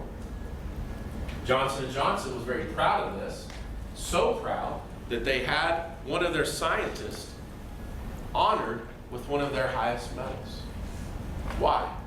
Because Johnson & Johnson patented the high thebaine poppy that was a transformational technology that enabled the growth of oxycodone. You know, I have a coin General Hunter gave me as a gift. On one side is the badge of the Office of the Attorney General, and on one side is the state of Oklahoma. You ever heard heads I win, tails you lose? Whichever way it comes up, I'm gonna win. Johnson & Johnson had that too. You see, even if they didn't make a dime off of their drugs by unbranded marketing and promoting, they opened the floodgates for other drugs to be sold. And every time that happened for one of their partners, they made more money. Market share, don't buy it. Now they'll say, look, DA regulated us and we never got in trouble. Let me set the record straight on that. They're witnesses who will testify on oath. Mr. Machette, I asked him, did you have an obligation when you knew you were in business with somebody that's doing bad? Should you do something about it? And if they're using your product to commit those wrongs, should you do something about it? And he said yes. I've seen no evidence that Johnson & Johnson ever went to Purdue or Endo or anyone else and said enough. They should have, but they didn't. This shows their motive, their opportunity, why they wanted to do what they did with unbranded marketing. Now, they don't like us to talk about Purdue, but they're going to try to blame everybody else. So Purdue settled in this case. Purdue accepted responsibility. The one behind it all, the one behind the curtain, was Johnson & Johnson. Look at what they say about Purdue. Partners for 5 years. At the same table for most partner meetings. Key pay meetings. Family practice, mid-level. Key policy meetings includes the pain care forum where the Purdue lobbyist is the moderator. And the evidence will show that that person was brought in by Purdue to take the focus off of the industry and make it look like third-party advocates were the ones saying we needed more drugs for this epidemic of pain. Everybody else did it, Your Honor. Purdue did it, their partner. The state did it. You did it. The patients did it. The doctors do it. They say it's everybody and anybody. Now, at some point in time, Duragesic had gone off patent, become a generic drug. They still own that. But when things got really bad here, Johnson & Johnson had an opportunity. But rather than stand up and help, rather than be a partner in the community like they said they should in their code of conduct, they chose to cut and run. Let me just stop for a second and talk about this. Dr. Kolodny, he took a stand against industry. He worked with a group called PROP. He went and single-handedly tried to fight back and get labeling changes and other changes done to these drugs. And they said in our motion to dismiss hearing long ago that he wasn't successful. That's just not true. He actually got some major changes made, and the FDA went back and said they were going to do quite a bit more. That has nothing to do with this case at all. But the reason I bring it up is because when Dr. Kolodny took this courageous stand as one man trying to make a difference, Johnson & Johnson and industry rallied the troops. They took the folks from that working group, the Pain Care Forum, they got them to write letters, they got them to fight, they got them to oppose him. They have tried to vilify him, ruin his life, and ruin his career, and he has never backed down. He stood up. He had the courage to do what was right. Johnson & Johnson, on the other hand, cut and ran. How do I know that? This is an email in 2016. It says, see the 5th article down. Yesterday, the FDA added stricter restrictions on opioids, just a week after the CDC warning. That's a good thing. It's a great thing. Listen to what Johnson & Johnson says about it. Looks like we sold at the right time.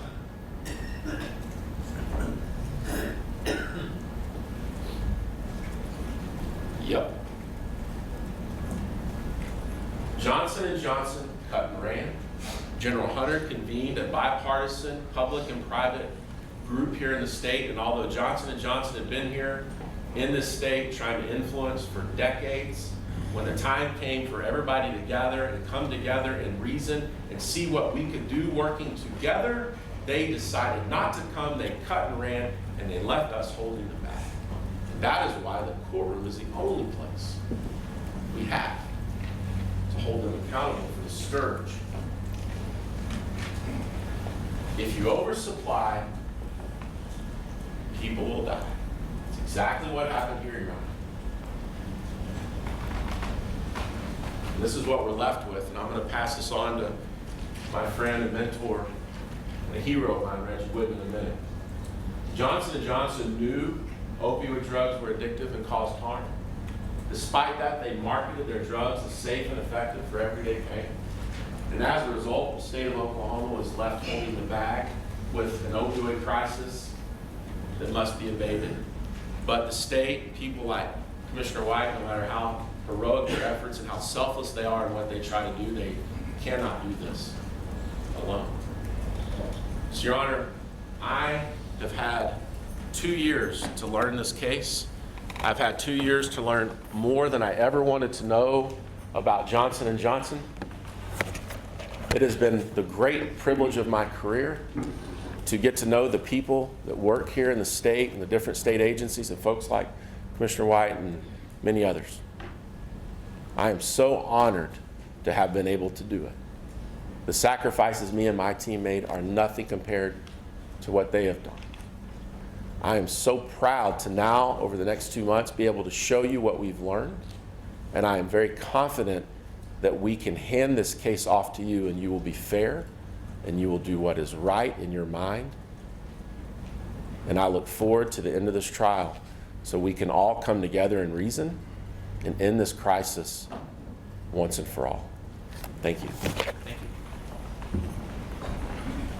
Mr. Witt. Thank you, Your Honor.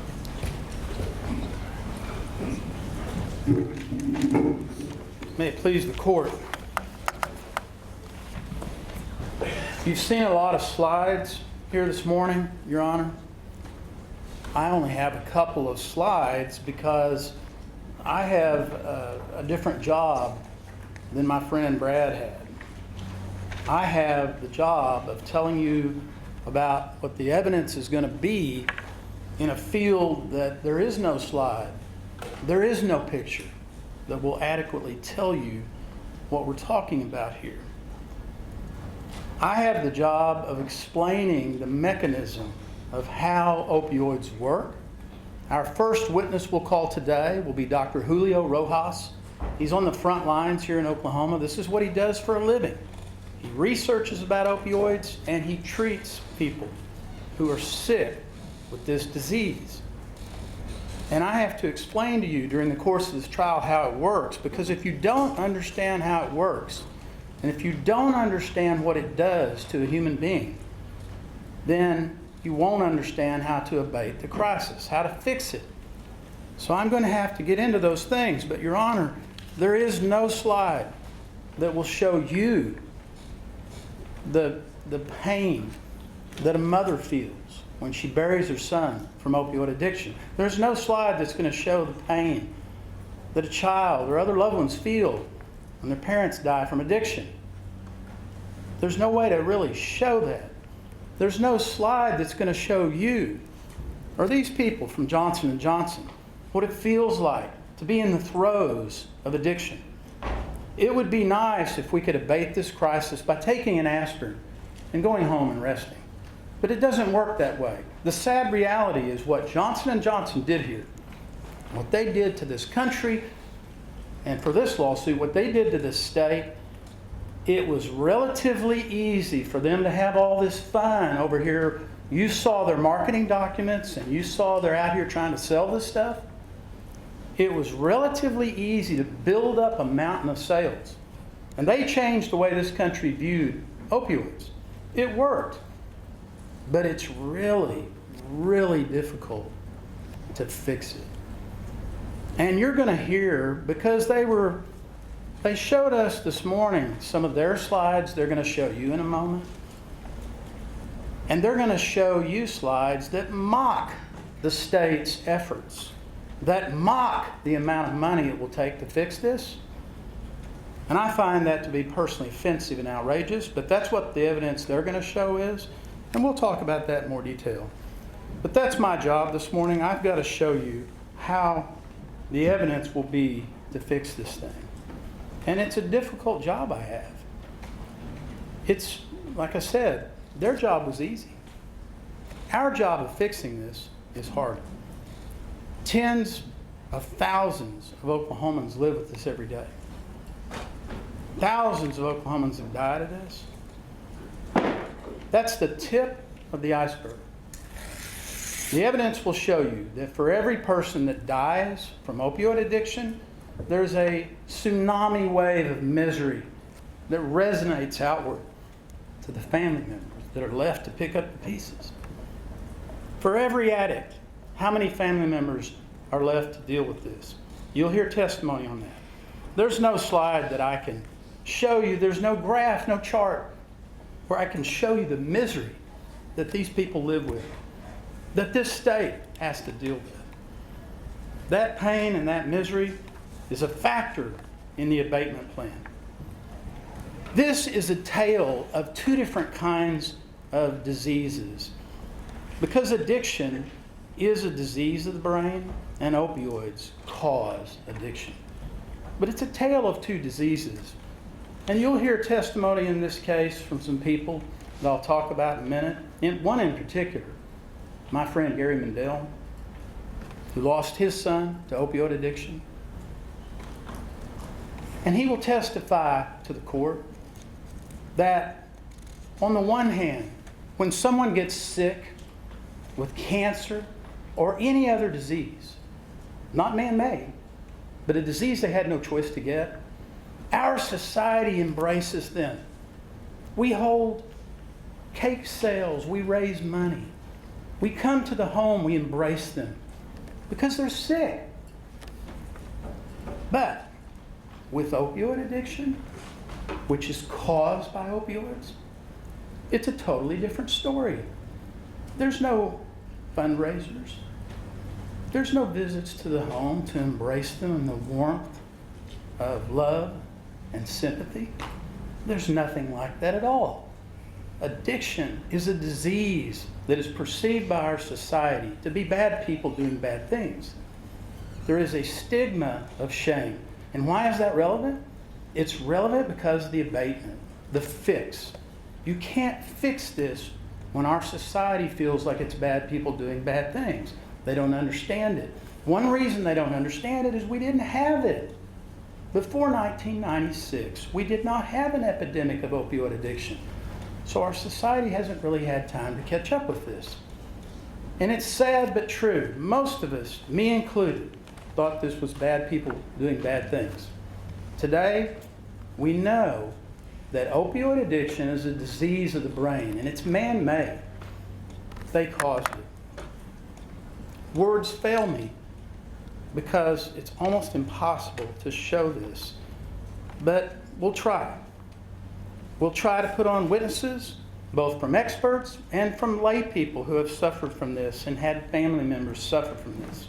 And we'll show you the dark, hidden side of opioid addiction because it's different. It's different than cancer. It's different from diabetes. Can you imagine someone that's sick with diabetes and society shaming them and telling them, use more willpower.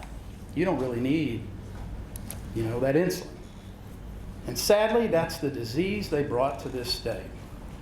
We will call 5 witnesses. Your Honor, they are merely a representative sample because there's thousands of them, tens of thousands of them.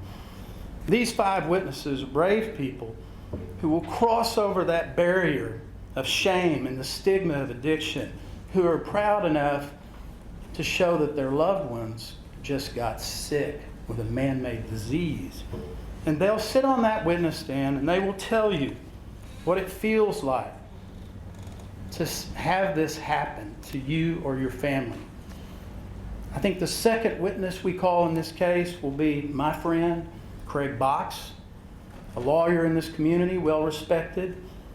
He raised a boy who was playing football at OU. He was going to go to law school and play football his last year. And he got an injury.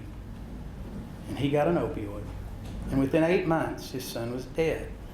And Mr. Box will testify about what it feels like to see your boy get caught in this disease, the disease of the brain, where they do things that you don't anticipate they would do because you've never seen it before.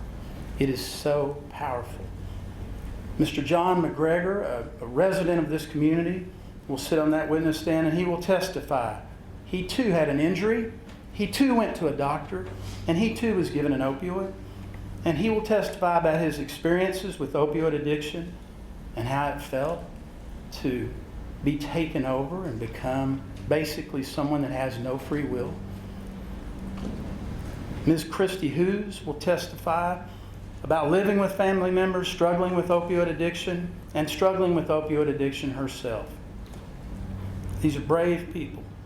And they will testify, she will testify about her experiences and how it impacts the entire family, how it resonates through the community.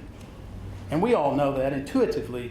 Today you can't even hardly shake a stick without knowing someone that has a problem. Ms. Tanya Radcliffe is a mother of adopted children born with neonatal abstinence syndrome. And she'll tell you what that feels like and what it looks like to see a newborn baby born addicted to opioids. And as I said, my friend Gary Mendel, he started an organization called Shatterproof, and he's been fighting on the nonprofit side to abate this nuisance. And he'll tell you about that stigma of shame and how it kept his son from getting appropriate treatment and ultimately from dying. And that's why this epidemic is so hard to abate, because all of these hurdles are placed up by the evil of opioid addiction. And they knew this, and they could have prevented it. The evidence will show you, Your Honor, commencing with these witnesses, that despite what our society thinks, will teach you through the witnesses that this is not bad people doing bad things. This is not a failure of willpower. This is not poor decisions by weak or stupid people. This is a drug that is so powerful that it takes over the brain. And Julio Rojas will show you the brain slides during his testimony and show you how this drug takes over the brain. As Brad mentioned, we know what J&J's defenses in this case are. They're going to claim everybody's at fault but them. But most importantly, they're going to claim people who use these drugs from a doctor are to blame, or the doctors are foolish enough to believe their marketing. But Your Honor, the evidence in this case will show you very clearly those defenses will fail. And here's why. All of the ingredients were there before 1996 for these same arguments. All of the things that Johnson & Johnson wants to point to were there. Opioids have been around for thousands of years. The doctors they're going to blame, doctors have been around for a long time. The bad people, the bad patients, the bad morals, all those things they want to blame, they've been around forever. What was new was what they did in 1996. And all of a sudden, all of the charts and graphs begin to skyrocket. Sales go up, deaths go up in a parallel line, and overdoses go up in a parallel line. We'll show you all of that. And for their defenses to fly, it has to be a coincidence. They tell the big lie in 1996, and all of a sudden, everything changes. For the first time in this country, that's another big lie that Big Pharma is telling. So as I said, starting this epidemic was easy. Fixing it is going to be hard. How are we going to fix it? Mike, can you go ahead and put up the abatement slides? We're going to call Commissioner Terry White. And Commissioner White is going to describe the state's abatement plan. Can you read that, Your Honor, from there? I can. Thank you. We're going to put up categories here very briefly because I don't have a lot of time. The treatment is the big ticket item. We've got to do these things. All of these things. I'm not going to read them out loud because you can see them. Those things have got to be done. We can't do those things now because we don't have the funding to do it. And we shouldn't have to. The taxpayers shouldn't have to because they started it. Next, we've got to do overdose prevention and response. I'm not going to read these. All these things have got to be done. And you're going to hear in a moment about that syringe. Go back, Mike. That bottom line, the syringe service program, I saw they've got a slide where they're mocking Commissioner White and her efforts and the abatement. Well, talking about that, Oklahoma just happens to lead this nation with hepatitis C. And recently the CDC announced Oklahoma is one of the 4 worst states in the country for new HIV cases. The evidence will be this is driven by intravenous opioid use. It's driven by that. And the only way you're going to deal with it is you need that program. And we'll prove it. But they're going to mock it because to a layperson it sounds bad. Now, speaking of mockery, they're going to mock the total tab for this. Now, can we do this in 1 year? The evidence shows that this has been going down since we finally became aware that the bodies were piling up. Commissioner White's efforts, we'll be able to show you graphs where this started going down slowly in 2013. But they're going to show a graph with a pile of money. They're going to mock our cost. I wish we could do it in 1 year. If we do it in 1 year, we have studied it, and we believe that'll cost over $800 million for 1 year to do this right. But we don't believe 1 year will do it. This problem has taken since 1996 to get this state where it was. You're not going to fix it in 1 year. You're going to have to decide how long. If it takes 20 years to fix it at $870 million a year, that's a little bit shy of $13 billion. It is what it is. For a company with a $350 billion market cap, for a company that puts these marketing documents up here about trying to get to $1 billion in sales, they sure don't like to see the cleanup cost with a B on it. But we'll prove that. We'll prove what the abatement costs are. But let me say one more thing, Your Honor, about the abatement plan. They had an ample opportunity, as you know. They could have come up with their own abatement plan. If they don't like our abatement plan, show you their abatement plan. You will never see it because they didn't do one. All they do is attack ours. They attack what these civil servants do every day, but they didn't do one. Big, silent, nothing. I will end with this, Your Honor. You have a lot of power, but you cannot do anything about the past. There's nothing you can do about the thousands who have died in this state, and there's nothing you can do about the tens of thousands of people who had to live in misery with those addicts. Nothing. But only this court has the power to look forward and to fix this. You're the only one. In this court, we become level. It's a level playing field. They've got all the money and all the power. And Oklahoma has this court. And we will show you the evidence. And at the conclusion of the evidence, we will ask you to fix this problem. And while you can't do anything about the past, if you adopt this plan, you can save tens of thousands of lives in the future. You can save the misery that we're talking about, that mothers and fathers and children have. Only you can do it.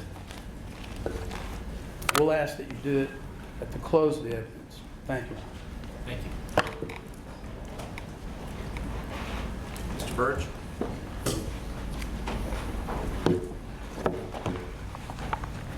Thank you, Your Honor.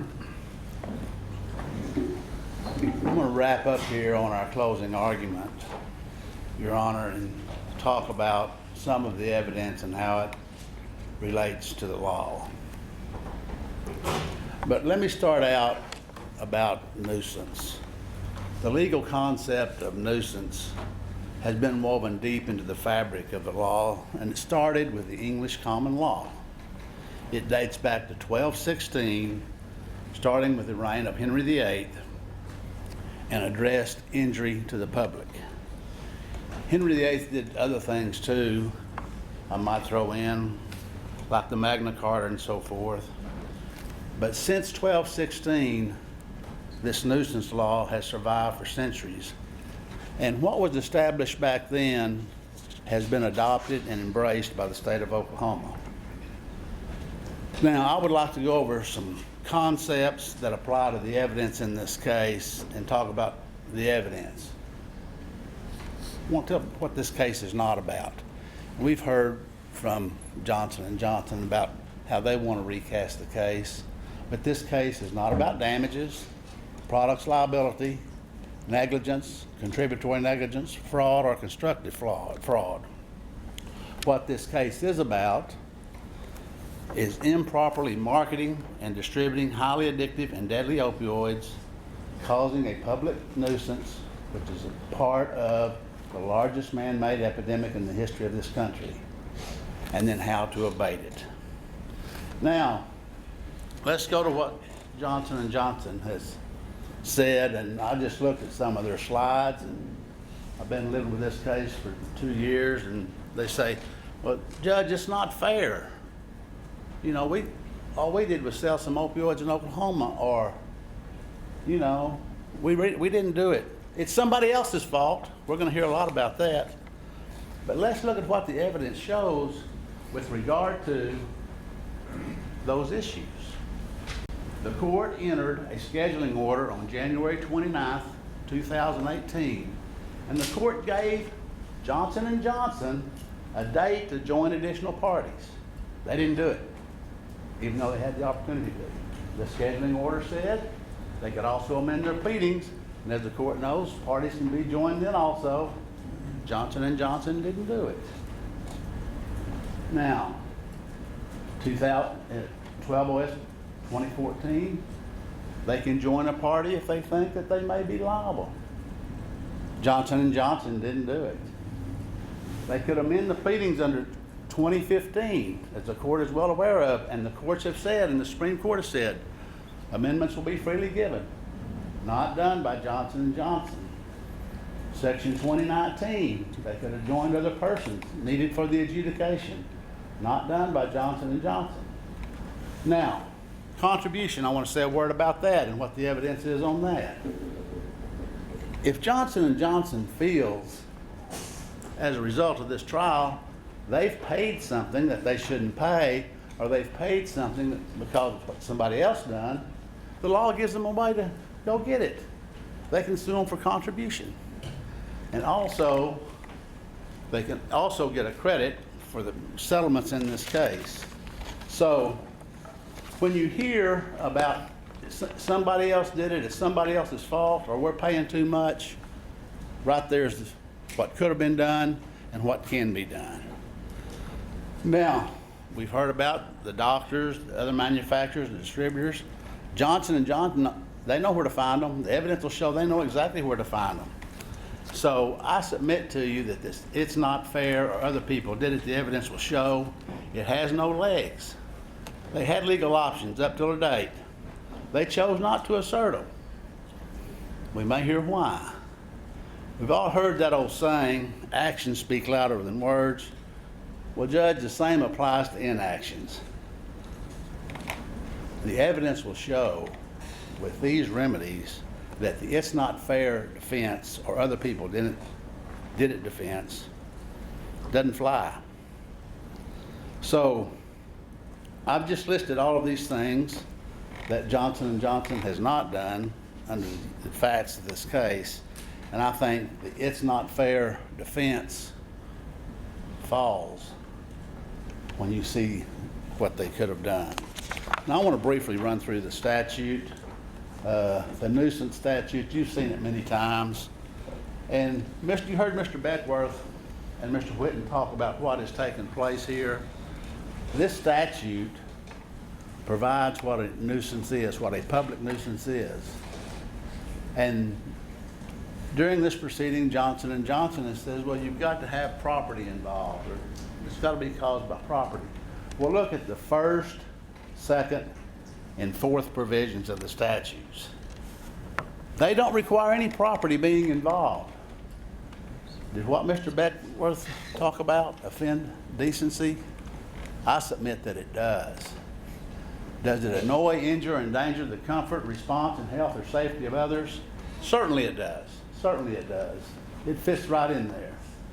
So we have a statute derived from laws from 1216 that addresses what has happened in Oklahoma. And I submit to you, Judge, this property argument is not valid. You just go back in history, and there's been nuisance cases involving selling rotten meat, embezzling public funds, assisting the escape of a homicide, and it goes on, and none of them involved property. And the Felon case in 1850 by the U.S. Supreme Court dealt with a statute that did not involve property. I believe it was a lottery. So looking at the statute and looking at the ORs, what we have here in Oklahoma in this opioid epidemic is a valid public nuisance. So in talking about this, you know, the conduct that occurred across this state, if you want to take the property argument and run with it, it occurred on property. It occurred in doctors' offices, in pharmacies, homes where prescribed pills were there, and there's no reason to believe that some of these transactions, even though they were prescriptions, didn't occur in schools, universities, parks, and so forth. And I bet it even occurred in restaurants where these doctors were talked to and given improper information. That occurred on property. So it occurred on many places in Oklahoma, all of them property. Every one of them property. So this property argument is nothing more than a contrived Johnson & Johnson red herring, Your Honor. Now, 50 OS Section 2, about what it affects. Mr. Whitten outlined how the opioid epidemic has affected people, and it fits right within 50 OS Section 2. Many people affected. So when a public nuisance exists, then you have your remedies, which is 50 OS Section 8. Next slide. And there's 3 remedies. And what Mr. Whitten talked about is the abatement remedy, and that is the one that we are seeking here today. And who can abate that remedy? 58 OS Section 11 says that it may be abated by any public or officer authorized by law. That's certainly Attorney General Mike Hunter. So applying the public nuisance law to the facts in this case, it is not difficult, and the facts clearly show Johnson & Johnson helped create this public nuisance in the state of Oklahoma, and here is what they did. 3 things, Your Honor. They falsely and deceptively, through multiple methods and with others, promoted opioids for the treatment of chronic, non-cancer, malignant pain, or non-malignant pain. They were overprescribed, as outlined by Mr. Beckworth, for non-malignant pain. They flooded the Oklahoma market with these highly addictive drugs and deadly narcotics. And number 3, the increase in the prescription and supply of these highly addictive drugs led to addiction, overdose, death, and disease. That is what has happened. And as Mr. Whitten just pointed out, there's only one place where the playing field is level, and that's right here in this courtroom. And Johnson & Johnson, under this evidence, should be held responsible for what they have done. There's one other legal issue that I would like to address, and then I will close, and that is the issue of the joint and several liability. You know, we've talked about others were involved in this, but when you have an indivisible injury like we have in this case, there is joint and several liability in Oklahoma. And when the legislatures changed the statute, they said that joint and several liability remained on behalf of the state. Now, Mr. Beckworth talked about the code of conduct of Johnson & Johnson. And that's important. And the law attempts to embrace the concepts of right and wrong. And Your Honor, we all learn many things when we're young that we should carry into the adult world. And this is exemplified by a book that I refer to many times in cases. It's by Robert Fulghum.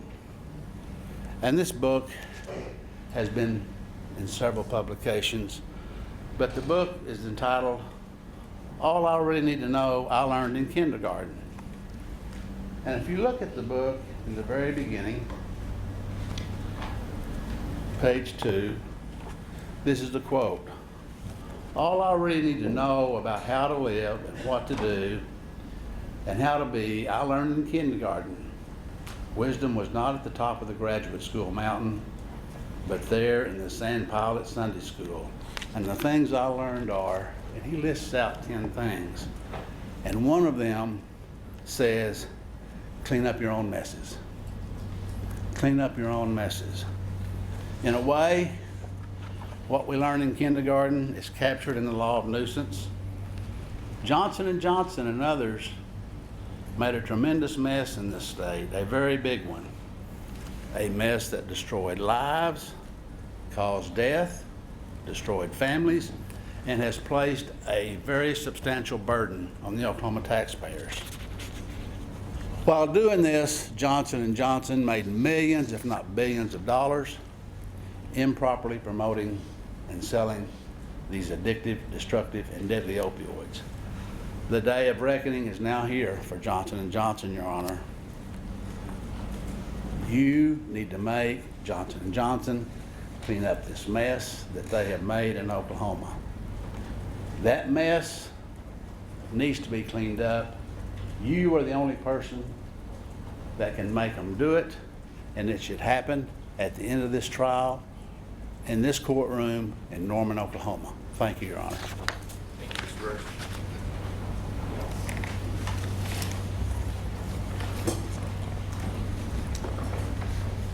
We will recognize the defendant to begin its opening statements, but we'll first take a break. I'd like to begin. Your Honor, I don't think it'll take me more than 5 minutes. If you want to hang with us 5 minutes, Angie? We're gonna take a break. Not to hold, but just before we take a lunch break. Yeah, we'll take a break, just a short 20-minute break. Let's go ahead and start back right at 11:20. All rise.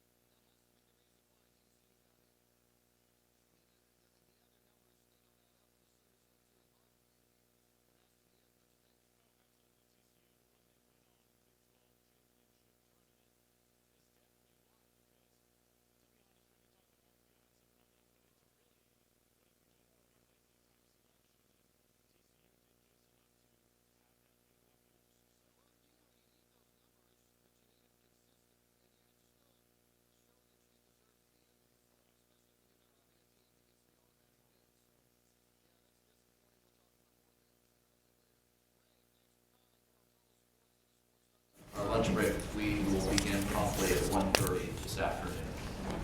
Mr. Ottawa, you're now recognized. Thank you, Your Honor. And Andrew reminds me, speak right to that microphone. She's always making fun of me for being soft-spoken. I'll try to speak up. Thank you. I appreciate the court letting me have a few moments before lunch to respond to some of the states, as Mr. Burridge referred to it by Freudian slip, closing argument. But some things need to be responded to quickly before we make our complete opening statement. First, we don't need to amend any pleadings. We're happy being here in Cleveland County. The people at Jansen look forward to this opportunity to try this case.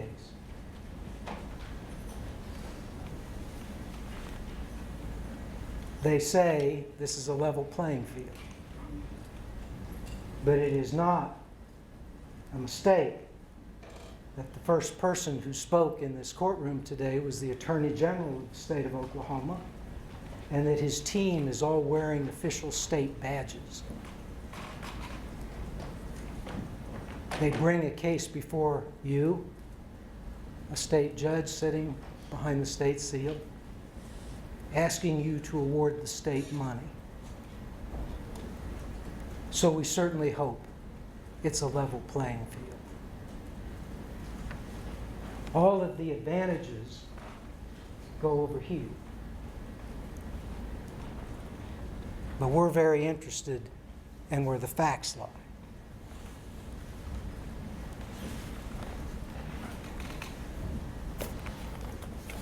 In our defense of this case,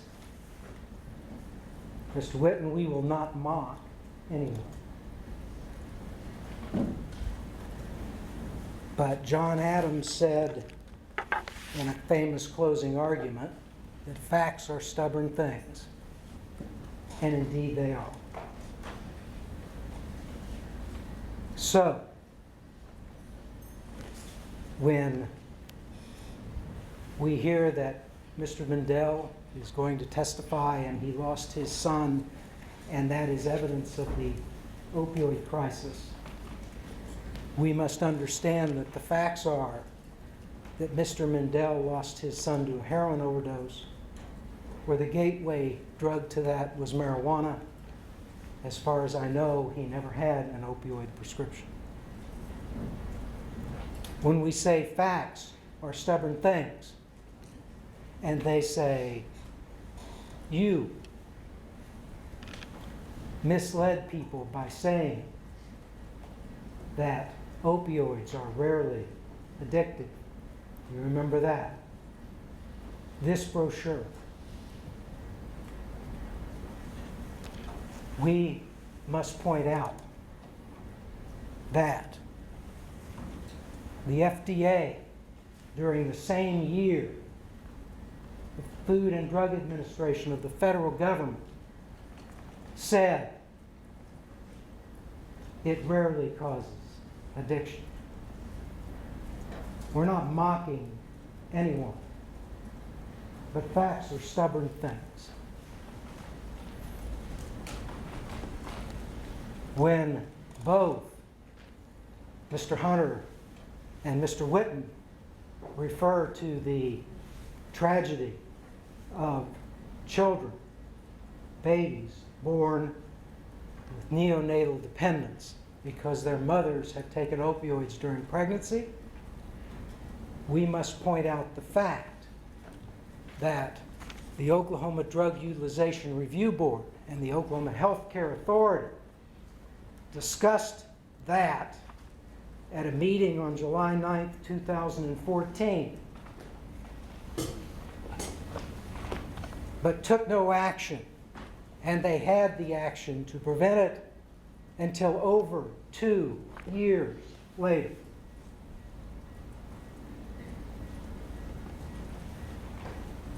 When they make the charge that the people at Janssen set out to addict kids, it is only fair that we bring before the court what Janssen actually does to educate kids. Janice, can you put up that smart choices?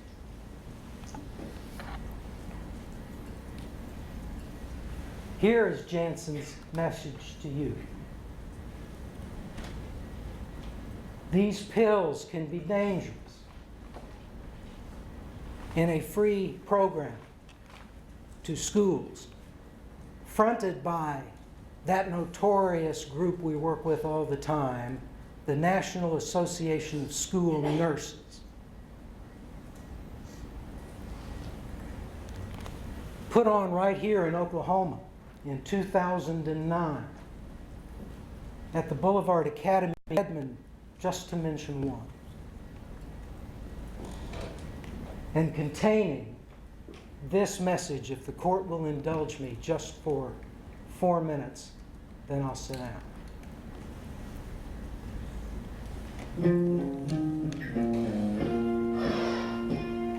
When I met Maya in the 4th grade, I knew right away we'd be best friends.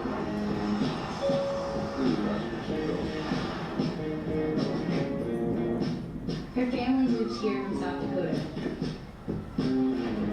I thought she'd be so different from me, but we're so alike. One time, she talked me into joining a dance class, which I wasn't at, but it was actually kind of fun. We're a little weird. We love peanut butter frozen yogurt with gummy bears. I know, it sounds gross, but it's so good. Every day we're faced with choices. Join a sports, marching band, do homework or play a video game, go to a party or stay in and watch a movie with your family. I mean, parents are cool. Sometimes. Sometimes choices are more serious. Text and drive, then get high, drive drunk. This is our friend Andre. He's really smart, but he doesn't always make the best choices. Okay, Mom. Coming. He was having a party, and Maya and I decided to go. When we got there, he pulled out some prescription pills that he'd taken from his mom. He said, "Hey, do you want some of these?" I was like, I don't know. I guess some kids take them to feel good, or to study, or to help with stress. They did look pretty harmless, because you'd think if the doctor prescribed them, they gotta be safe, even if they weren't meant for you, right? But I still had a feeling that taking someone else's pills. So I said, no, I'm cool. But Maya had a crush on like, well, okay, maybe I'll try it.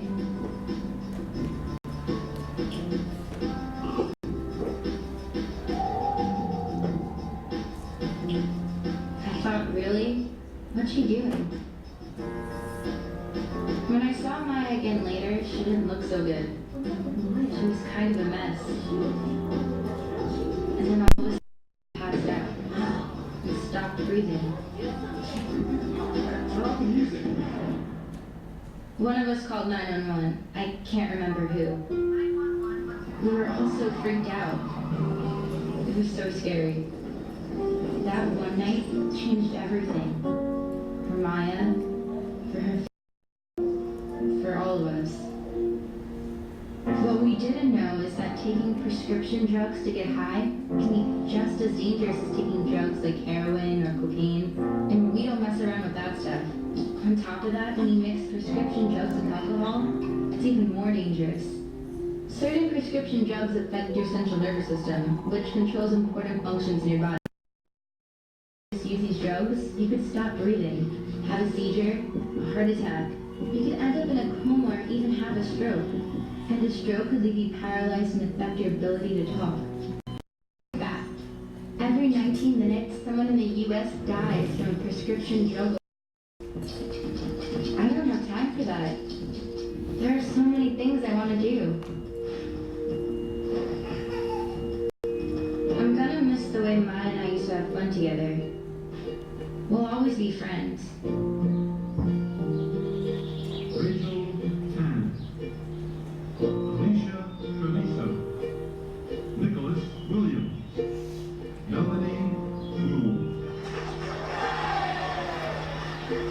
even though now we're headed in such different directions.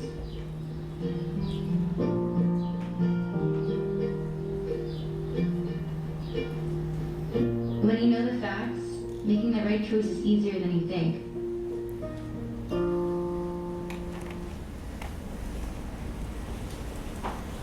Janssen does not market opioids to kids. With the court's indulgence, I'll make the rest of my comments after lunch. Thank you, Mr. Holloway. We will now take a lunch break, and we'll start probably again at 1:30. Thank you.